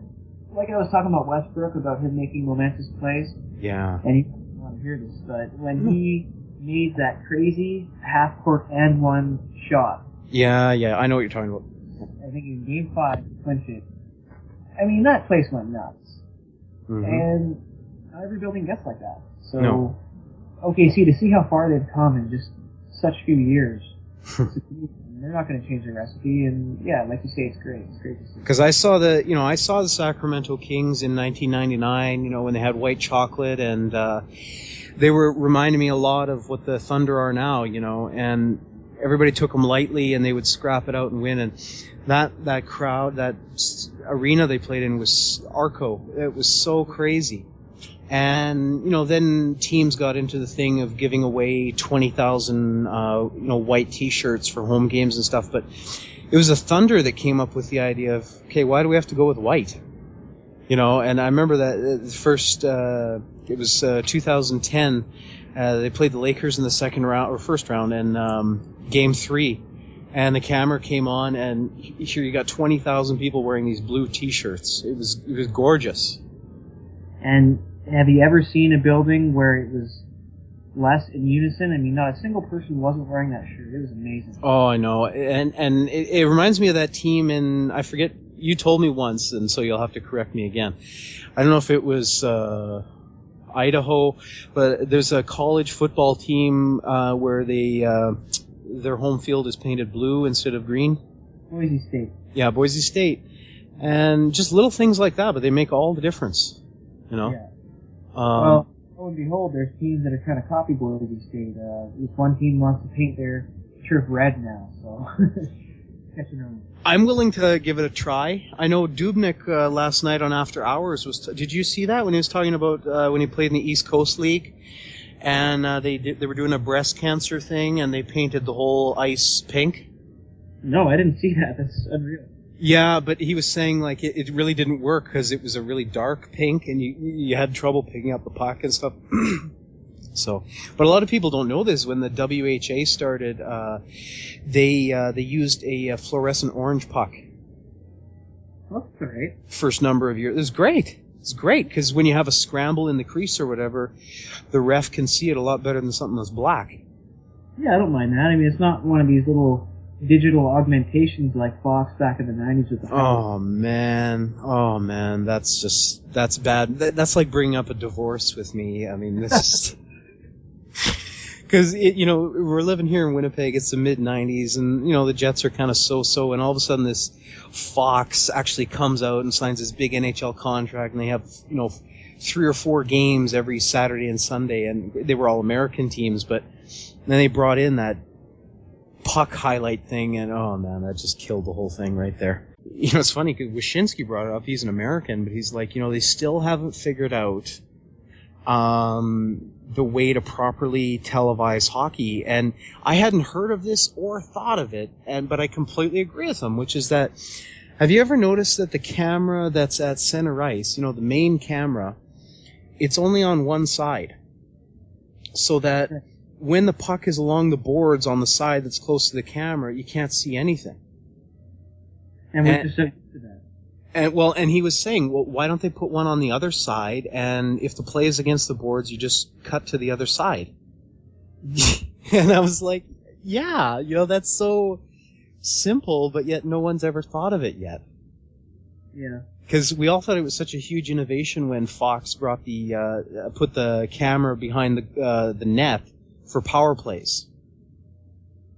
But this was back in the days when, you had defensemen like McInnes and that who were really controlling the points. It's different now, but it really gave a neat little thing to, there's a power play. Okay, they're going to change the angle. It's all from behind the net. You can really see it all developing. And, but there was one hockey thing I forgot to bring up with you, and I noticed it again tonight, when the Canucks were on the power play, and the Blues, they would just have all 4 defenders in the slot. And I mean, I don't know I don't know what your take is going to be. I know most people think I'm crazy, but this is what turned me off of the Stanley Cup playoffs last year is they've got to create an illegal defense. Because what turned me off of the playoffs last year was the Rangers, the Kings, the Devils. All they would do is have all their players stand in the slot so you couldn't get any shots through at all. And to me, it's like, that's not hockey. It's a good point you bring up, but first off, I wonder how they would govern that, as in giving penalties or infractions, or you give a face-off, etc. Yeah, face-off. No guy in the box, just another face-off. And secondly, I would say maybe you could mitigate that by just getting the people on the power play, the players, to fire the puck at these players. Well, I heard that, and Don Cherry said that, but I'm like, you look at it now, and it's so easy. Look at Malhotra. It's so easy to end a guy's career with one shot. So, and the last few years, we always used to get so pissed off at Sammy Salo because he wouldn't shoot, and one of the reasons he wouldn't shoot anymore because was it Brian Berard that he hurt? And he would never, he didn't want to shoot anymore because he didn't want to hurt anybody. And so I'm like, well, I know that's sort of the old school way is, just hurt them, and then that way they can't block anymore. But I think it's a lot better if you find a way to see. My thing would be, I'm not talking about the whole zone, or I'm just talking about the area between the circles. Between where those hash marks are, from the hash marks down to the goal crease, between the two circles. And my idea is you can only have 2 defending players in that area at a time. And sort of you can switch. You don't have to have, okay, these are our 2 guys who are going to be in the slot. No, you can constantly be switching, but you can only have 2 of your players in that area at a time. Anyway. Well, innovative thinking is always good. So. Yeah, it's just a weird thing that'll never happen. But I don't know, I just get tired of watching power plays now, because it used to be, especially, during the days of McInnes and Pronger and stuff like that, you just bomb it from the point and get a rebound. Well, you can't do that anymore because they all just load up in front of the goalie. But even tonight, when Sedin had it on the sideboards, and you had Kessler way off to the side, and then you had, I don't know if it was Cassian or Burroughs in front of the net. And I was thinking to myself, how the hell did they actually put the puck in the net? You're looking at it thinking, if I were out there, I would just kind of, very lightly flip it at the goalie so that he has to let a rebound go. Yeah, or hope for deflection. Well, or deflection, yeah, and that's one thing I wish I would see more from defensemen on the power play is instead of trying to tee it up and put it in at 135 miles an hour, just flip it on the net. That's why Lidstrom's so good. Oh man, because not only did Lidstrom flip it, yeah, but he would make plays like he looks like he's going to feign the slap shot and do a little slap flick, a pass or directed shot for deflection. Perfect. Intelligent hockey players, it's that's one thing that you can't coach and you can't really draft. It's like those smart guys are worth their weight, in my opinion. Another guy. Oh man, Niedermeyer, yeah. I mean, Jesus, everything goes back. I mean, if if the Canucks would have been willing to take on Rob Niedermeyer, he would have come here. And that just kills you. But it was the other day somebody was, I was talking to somebody because they were commenting on one of my YouTube videos. It was a St. Louis Chicago series, and a guy made a brilliant point that I never thought of, which is, I don't know if you know this, but Scott Stevens played for the Blues for a year. Right, yeah. Sorry, 2 years. And the second year, they were second overall in the NHL. And but they had to give him away to New Jersey because of some free agency violations they made. And not only that, but they had to give up 5 first rounders as well. Oh yeah, it was a huge deal. When you get a chance, you should Wikipedia that Scott Stevens St. Louis free agency, and that was a huge penalty they had. They had to give up 5 first rounders and Stevens. And but if you think about it, if they had been able to keep Stevens, 3 or 4 years later, they would have had McInnes, Pronger, and Stevens on defense. It would have been over. Especially in that era, the dead puck era. Oh, I know. It would have been just like a brick wall. And coming up sometime in a few weeks, we're going to do a major segment on the NCAA tournament. So let's just do a quick 5 minutes, and I want you to take it away. So talk to me about teams that you're looking at, teams you're interested in, matchups you might be looking for, anything. All right. Well, being that it's mid-February still, there's a lot up in the air, as there typically is in the NCAA basketball season. Yep. Teams are rising, teams are falling, teams we didn't think about are making a name for themselves, kind of getting the big dance.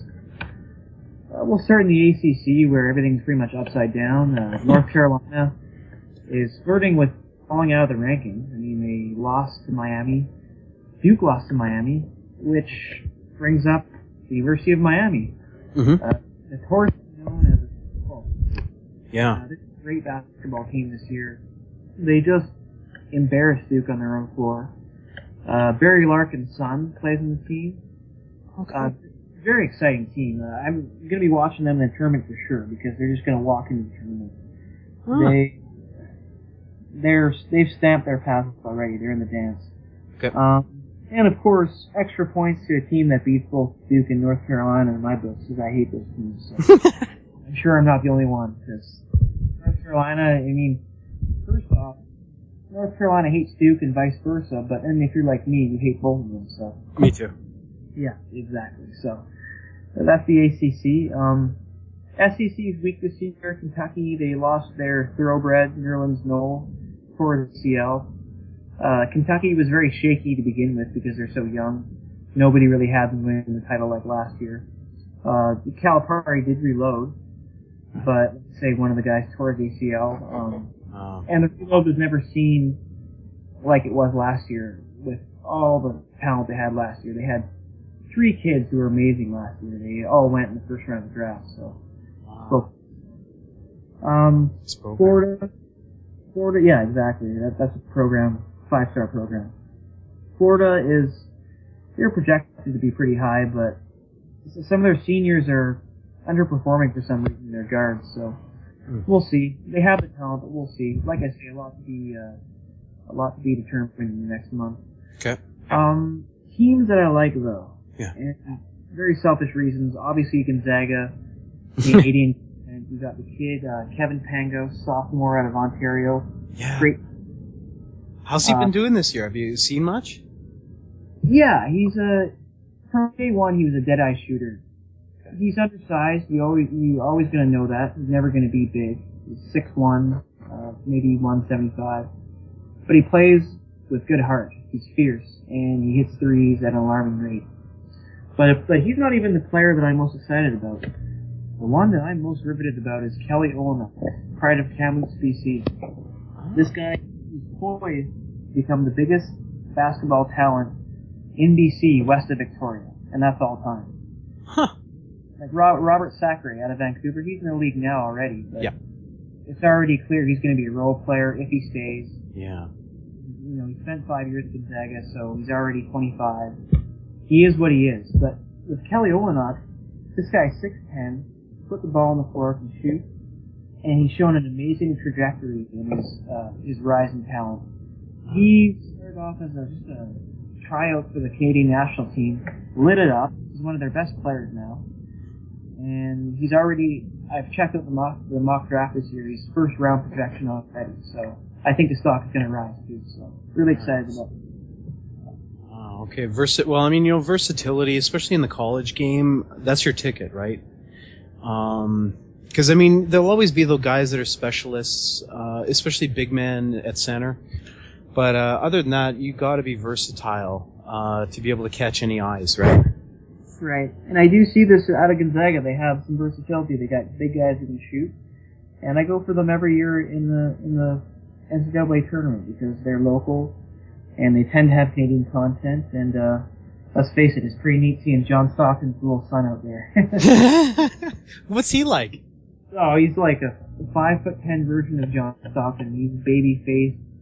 He looks like he's 16, but I still haven't figured out if he's out there for decoration or if he's actually pretty good. I mean, he's got a little bit of game, but he just looks so tiny out there. I think he's, their path for his rep. It can change. Who knows? He's still a sophomore, I think. So I'll be watching for them in the dance.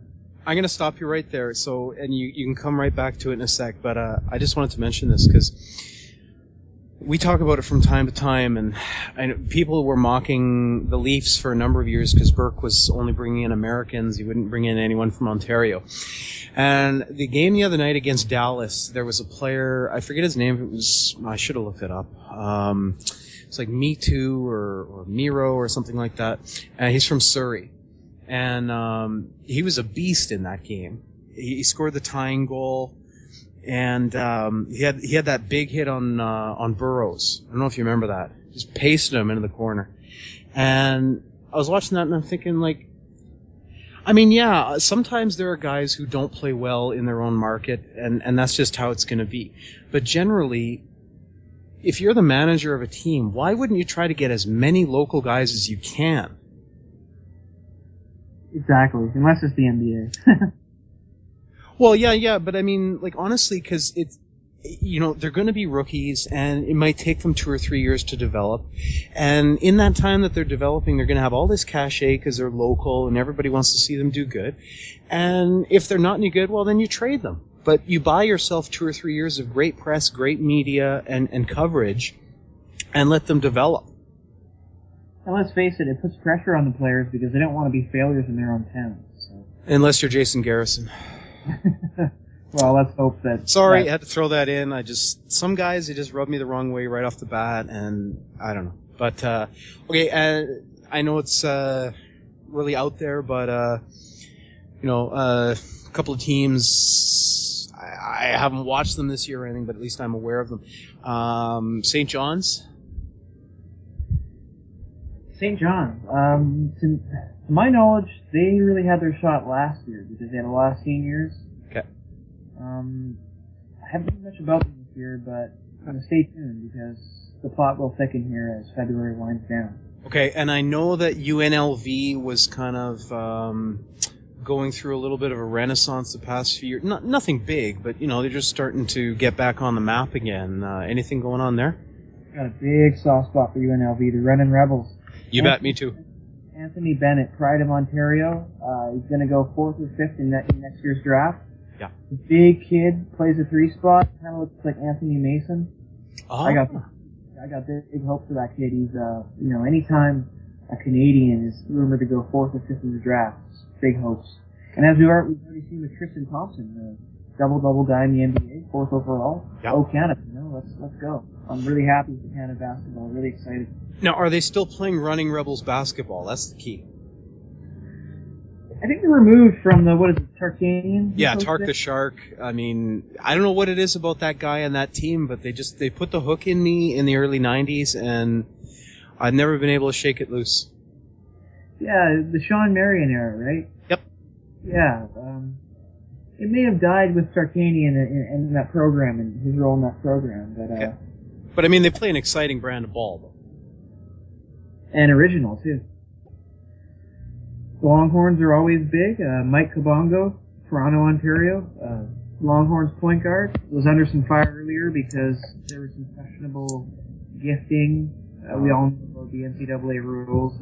Yep. Hypocrisy, you might want to call it. But these kids, they're just trying to make their way through college life. A lot of them not having a lot of money. I mean, I just think it's stupid how they have these kids under a microscope and they question them over, I think it was tickets to a game or maybe flight tickets, some kind of gift. But thankfully he steered himself clear of the allegations. He's going to be second to the draft next year. Another NBA Canadian kid coming up. So. Yeah, I think we all, I don't want to speak for everybody. I know me. I mean, I'd always been aware of the issue, but that documentary, the Fab Five, when they have some footage of Chris Webber walking with a reporter in the early 90s, and he's like, look, there's my jersey in a shop, and they're charging $100 for it, and meanwhile, I can't afford macaroni for dinner. And it's only got worse. Yeah. And it just, to me, that hit the whole thing home, and exactly. So they're not making any headway or any changes, nothing to try to improve it. As you know so well, John, the NCAA loved its slave labor, and they loved their... It's a plantation. Yeah, exactly. They love building their quote-unquote educational machines through these sports. And why would they pay the players? They got it so good right now, and let's face it, nobody's rioting. So when these players get offered scholarships and maybe even a hope for professional sports aspirations, the parents aren't exactly holding out for better terms. Let's face it. Oh, okay. So it's a convenient situation for these programs, these schools, and they're going to keep raking in the money. Okay. And how about UCLA? UCLA, they got a lot of great talent. They got Shabazz Muhammad, who was ranked number 1 in the mock NBA draft. Slipped because he sat out. And now that he's back, apparently he hasn't impressed people like he did in high school. So, not a good sign for me there. It's never a good sign for me when a guy is touted highly and he slips. Yeah. Okay. And again, at UCLA, they got a good point guard, Kyle Anderson, but they got a couple years. They need a couple years under their belt before they can be a real threat in the tournament. But the big question is, do these players declare? Do they opt out of these programs? It's one problem I have with NCAA. I wish they would have a mandatory, at least 2-year rule. Yeah, and I think you'll agree. I sense that you'll agree. Because on one hand, UCLA has this great talent. On the other hand, these players will leave and not care one bit about where the program is. They're looking for the dollars. And just, I don't blame them, but it is what it is. Put a rule, 2-year rule, and remove all those mess. And put some pride back in NCAA. Wow, that's brilliant, and I completely agree. And but they should also work out something. Obviously, you can't have them on like contracts or being paid, but there should be something for like I don't know how you feel about this, but some kind of performance bonuses or something where like it doesn't even have to be money. It's like, hey, okay, you're averaging 20 points a game. Okay, Chevrolet will give you a car. Yeah, well, at least you're thinking about ideas of what they can do that seemingly nobody else is. Or they should be allowed to get sponsorships. Yeah, I mean, let's face it. The bottom line is there's so many different revenue streams now. There's got to be a way you can cut the kids in. I mean, indirectly or directly, figure it out. Because you certainly figure out your own business plan, and you're certainly raking it in for yourself. I mean, it's just ignorant to say that you can't pay it. So I agree, and like you say, give them some incentive to stay, because obviously the idea of a free education at a top university isn't incentive enough, because, God, if you can't feed yourself, who cares about school? Yeah, that's okay. And what about Kansas Jayhawks? Kansas is always a threat. They position themselves to be such for the last 5-6 years. Bill Self, constant penchant to win. They got Ben McLemore, probably will go number 1 next year. Great shooting guard, can do it all. They compare him to Ray Allen, but I don't know why. Oh. This guy's more powerful. He drives to the rack with more strength. But on the other hand, I reserve that he'll be as good as Ray Allen, so you never know. But anytime you have a 5-star recruit, you can do anything in the big dance. Nice. In Connecticut. So. Kansas, always a threat. Okay. Any other teams you want to mention, NCAA? Well, I would just make a note that I don't believe in the Pac-12 this year. That would include UCLA, Arizona, USC, these teams.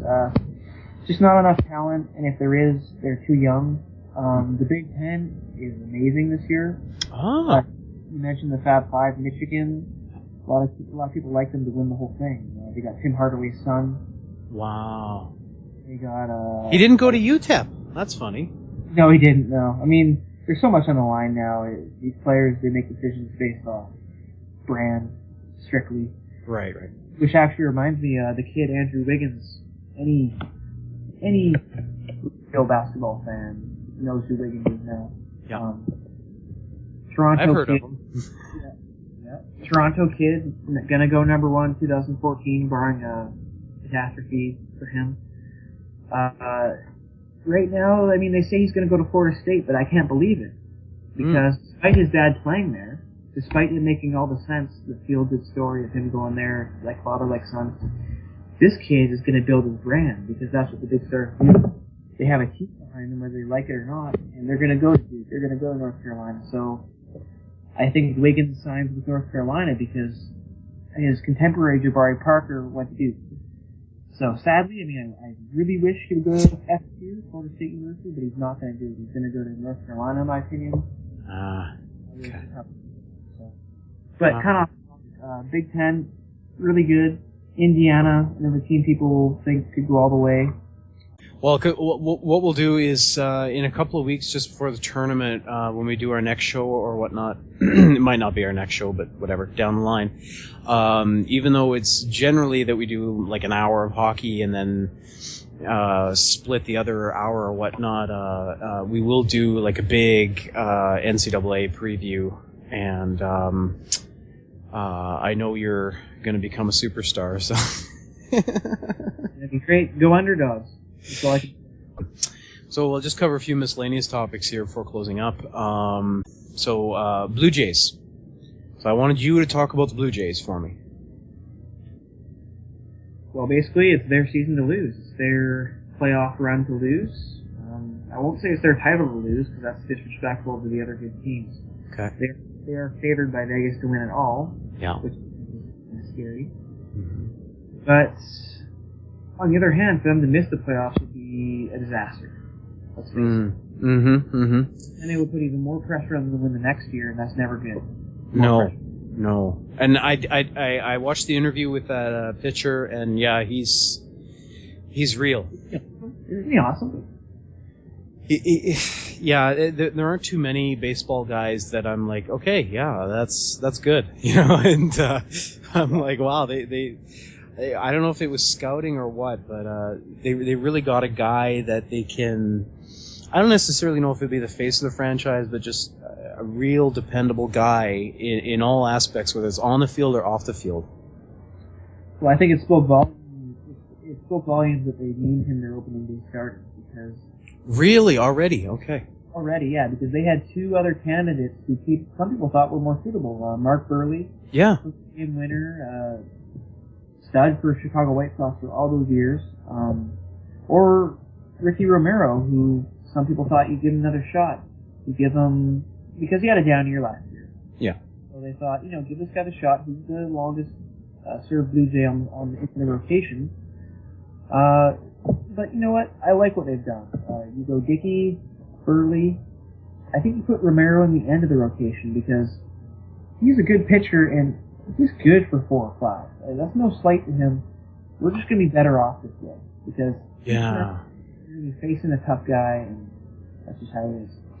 I think you and I are in agreement that baseball is different than a lot of the other sports in that. The blueprint for building a team is a lot simpler in that if you just get 3 or 4 good pitchers, you're already pretty much a contender. Doesn't matter what you have on the field.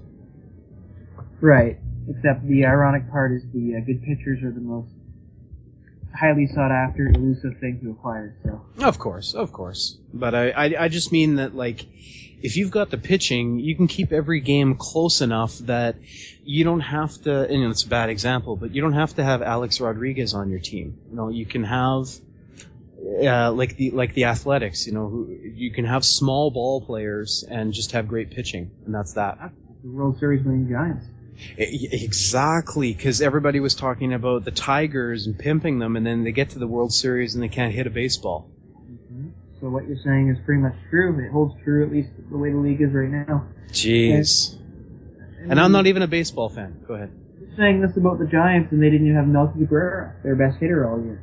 I know. And I actually watched a lot of the baseball playoffs, and it was one of those moments where I finally got it in terms of baseball. I was like, that's good to hear. It's like, yeah, you don't need to have a bunch of Babe Ruths. A lot of things will take care of themselves as long as you're keeping the games close with defense and pitching. So, okay. What's the other thing I have written down here? Oh, okay, well, 2 things. They may be big. I don't know. Who knows if you want to go into them or not. But first thing, we kind of talked about it in Skype, and I just wanted to elaborate. Well, we are on Skype, but in message Skype. But I just wanted to elaborate a little bit more, or maybe you have some more opinions or whatnot. But 2 things.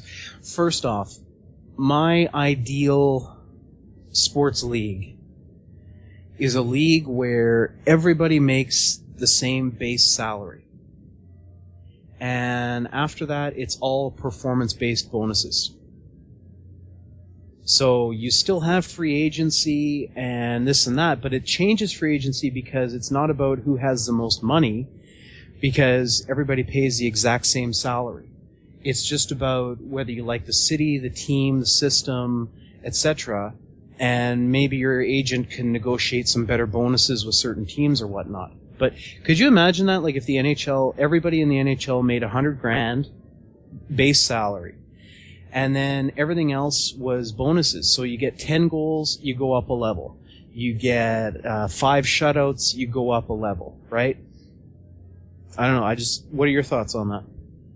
Well, it's like many things.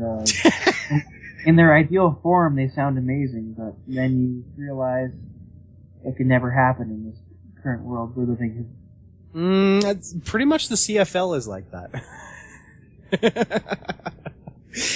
I always have to throw that in. You know? I can't get over their 8 teams.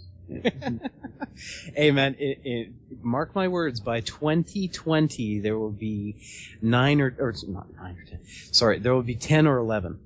And 9 of those teams will have brand new stadiums, and this league is just all on its way up. Right now I'm working on I've probably talked about it too many times, and you're probably rolling your eyes when I say it, but I'm working on my application for a press pass for the Bombers this year, because I really like to cover them kind of like a sports reporter, but also, you know, with my own camera and that, and it's not just following the team like a sports blog or something like that, but it's more trying to actually make a documentary, because here's a team who's been really crappy for a number of years, even though they were in the Grey Cup last year. And they're going into a brand new stadium. And nobody's ever really done a documentary about a sports team moving into a new stadium. And I think there's a lot of angles there that can be really interesting to document in terms of the athletes and the team adapting to a new field and all the nuances of that, fans adjusting to the new stadium, the media coverage, and then there's also the thing about initiating new traditions and or bringing old things into the new, and I don't know, I think it's a really novel opportunity. I think it's a great idea. I would guess you'd have to do the before and after kind of effect with the old stadium and the new. Oh yeah, absolutely. Well, the old stadium is it's going to be torn down, and they're going to build a Target. Have the Target stores come to Vancouver or not? You hear rumors of their impending arrival, but okay. They haven't arrived yet. Okay, they already got a few here. They took over all the old Zellers, and they're going to build a Target that's like the size of a Costco where the stadium is. So, but what it really, and this is another area I would cover in the doc because it's a very personal thing for me, is that the football stadium here in Winnipeg is in the north end. So like for Vancouver, yeah, I guess you could pretty much say it's like where BC Place is right now. And so it's been that way for 50 years. And now the new stadium is in the south end of town, right by the university. So that would be like building a new BC Place in Langley or South Surrey. Mm-hmm. And so you have so many people who, like our season ticket holders or whatever, who are saying, oh, this is going to kill the team because this is a working class neighborhood, and it's tradition in that, and then they say, the south end is the suburbs, it's all rich people. And me, I always come back, and I was talking to my cousin's father this summer, and he was going on that route, and I said, yeah, but you know what? You guys have had the stadium in the north end for 60 years. All of us, people like me from the south end, whenever we want to go to a Bomber game, it's a half-hour drive each way.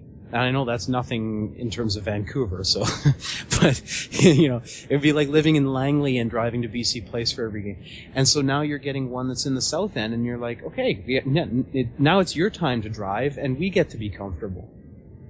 It only seems fair.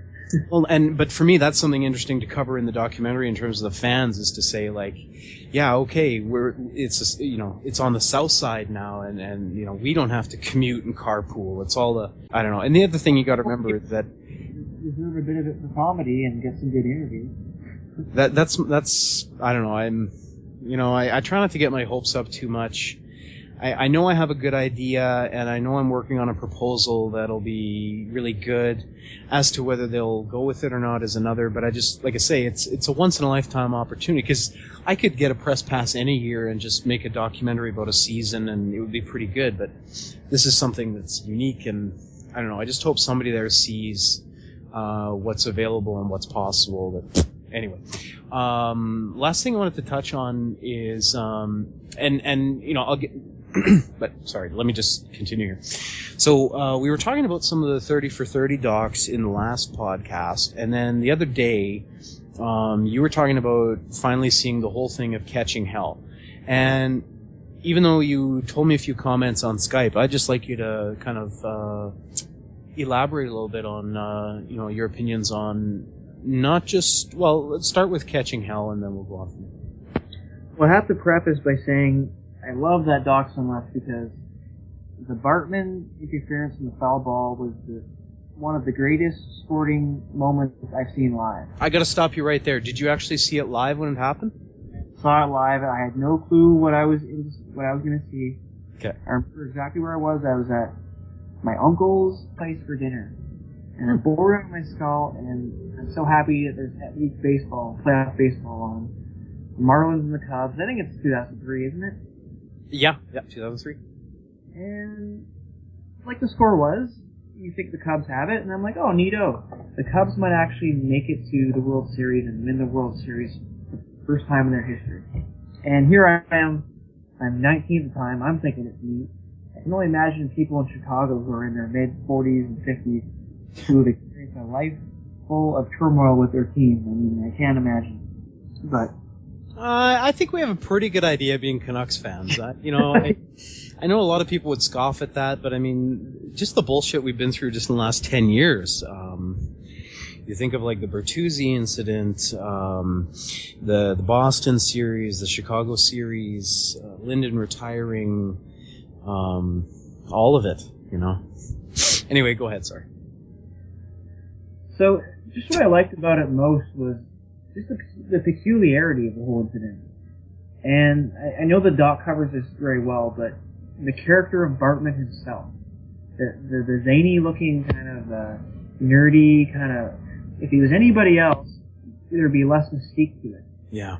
The fact that he wanted to hide in anonymity, he didn't want to take money for the commercials, even though it could have been a tremendous silver lining to his infamy, or some people might even say it would be a payoff to his infamy, and cancel it all together. But for this guy, no.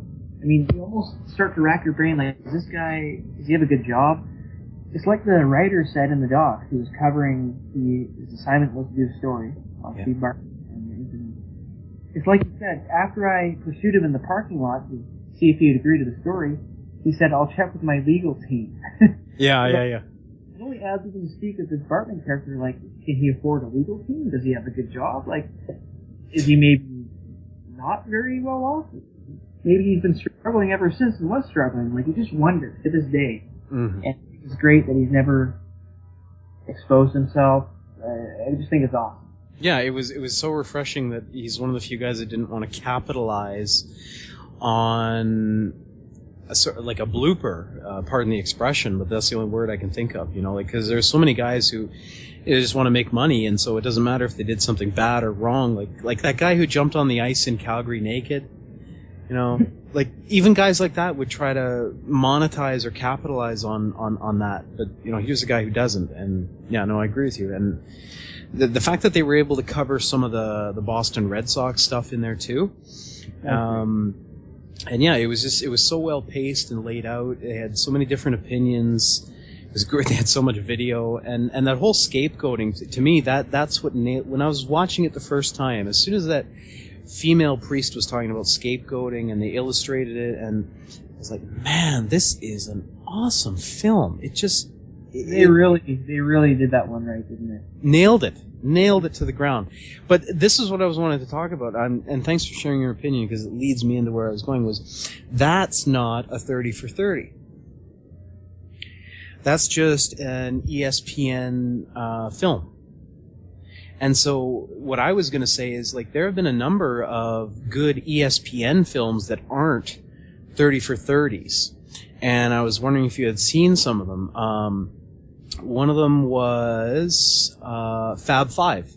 That's not a 30 for 30. Okay. That's just an ESPN film. And I'm just looking at my list here quickly. Oh, yeah. I should send it to you in a little while because it's very short. Not in terms of length, but the size. It's called The Real Rocky. And it's a story about the guy that Sylvester Stallone based the character of Rocky on. And he's been fighting for 30 years to try to get some money out of it because apparently Sylvester Stallone's made $2 billion off of Rocky. And, is it an awesome documentary? It's about boxing, but the guy is like... that's why I was always telling you to watch that movie about Don King with Ving Rhames, because it's all covered in there where like this guy is a kind of like a leg breaker and a bodyguard for this mobster in Detroit. And they need somebody for Ali to fight. And through a bunch of different machinations, they end up with this guy who's like a tough guy for the mob, but is actually a good boxer. And he trains and he goes the distance with Ali. And it's a really good doc. But again, that's not a 30 for 30. It's just an ESPN film. And they had one called that came out this fall. It was called Roll Tide, War Eagle, on the Crimson Tide. Okay, I might actually be interested in that. Oh, okay, I can send that to you as well. That's that's a good size too. I can send that. But one thing I have to note about the Catching Hell is there's one of the most powerful, not shots, just little scenes I've seen in anything. Yeah. In a scene where you can kind of understand why the guy did it, who's caught up in the moment, and I think you know where I'm going with this. Collective angst in the crowd, collective disappointment, frustration. But the most powerful thing I've seen, maybe in any media, is where the guy comes down specifically to splash the beer on Bartman. To splash the beer on who? Sorry? On Bartman. You remember that? He comes up. Oh, yeah. Splashes the beer on him. And nobody does anything. That was amazing. It's, And I don't mean that in a completely positive light. It was very, wow, I mean, amazing in a sad way.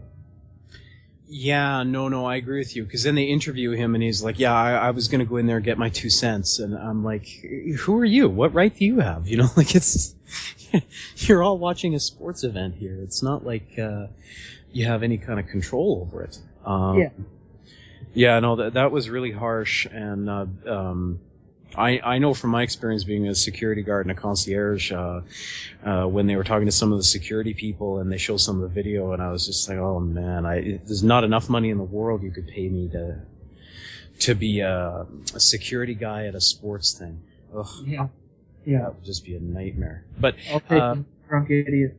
Yeah, well, yeah, and what does alcohol bring out is it's a lot like cocaine. It brings out the idea that you're super powerful and macho and all this, and that's just like putting two bad things together.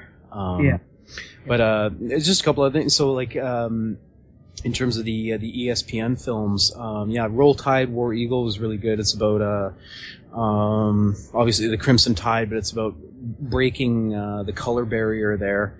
And because they used to have like people in clan outfits at games and stuff like that. So. Oh, you know what? I did see a little bit of that. Okay, yeah, and that was really good. And then they had it's called Touched by Gold. It's about the '72 Lakers. That was really awesome. And then, but there was this independent documentary called, I guess it's going to become irrelevant now, but it's called Sonics Gate, and it just covers the whole thing about why the Sonics left. That was really good. It was an independent documentary. And last night I downloaded this doc I'm going to watch tonight. It's the history of the ABA. And it's supposed to be really good. And the guy... Tell me all Oscar Robertson. Yeah, well, and, the Kentucky Colonels and the Pacers and that. But the guy who uploaded it, he wrote at the top of the thing, he's like, the ABA is what saved the NBA. Oh, definitely. Which is, and I don't even really think I understand why that is, but just by hearing it. Because the NBA was dead in the 70s. You couldn't get anybody to watch it. It was really boring ball. Try to think of a superstar from 75 to 80. Right, and there was also enough talent to come out of the ABA to legitimize it. Well, and they played a more exciting brand. They played more of a West Coast style of basketball, which is offense. The NBA had become very defensively dominated. And, you know, the ABA had a lot of different things. They had the color ball, and, you know, they had the three-point line before the NBA did. And they were also in, you know, different cities that were more exciting. You know, can you imagine having a basketball team in Kentucky now? Like, that would just be crazy. And I just wanted to mention some other sports docs that were really good. There's a lot of boxing ones, like there's 3 on Muhammad Ali that I wish they had sort of like, it's impossible because there's 3 different filmmakers, but it'd be nice if somebody could somehow put them all 3 together, because the story of the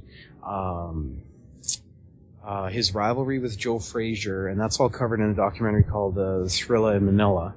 And then there's the great documentary about the fight with Foreman called When We Were Kings. And then there's a third documentary which is called Muhammad and Larry, which is about Holmes and Ali. And all 3 of them are amazing. I'm not a big boxing fan, but man, they really go above and beyond if they can appeal to a non-basketball, or sorry, a non-boxing fan. Let's see, there was just one other thing I was going to mention in terms of ESPN. Oh, yeah, and that documentary I sent you, Broad Street Bullies. That's an ESPN film, but it's not 30 for 30, right? And, man, is it ever good. You should watch it sometime just to see the highlights of the old fights when you would actually see everybody get off the bench and onto the ice to go have a fight, and like, because you just never see anything like that anymore, and you're watching it, you're like, what the hell? They're getting off the bench. And there must be like a class of hockey fans from Philly in these places who remember when they go to a game and expect a bench clearing brawl and like all the extra entertainment they can handle. Exactly, and that's what's really good about the doc, because I was thinking about it last night because I had watched it again.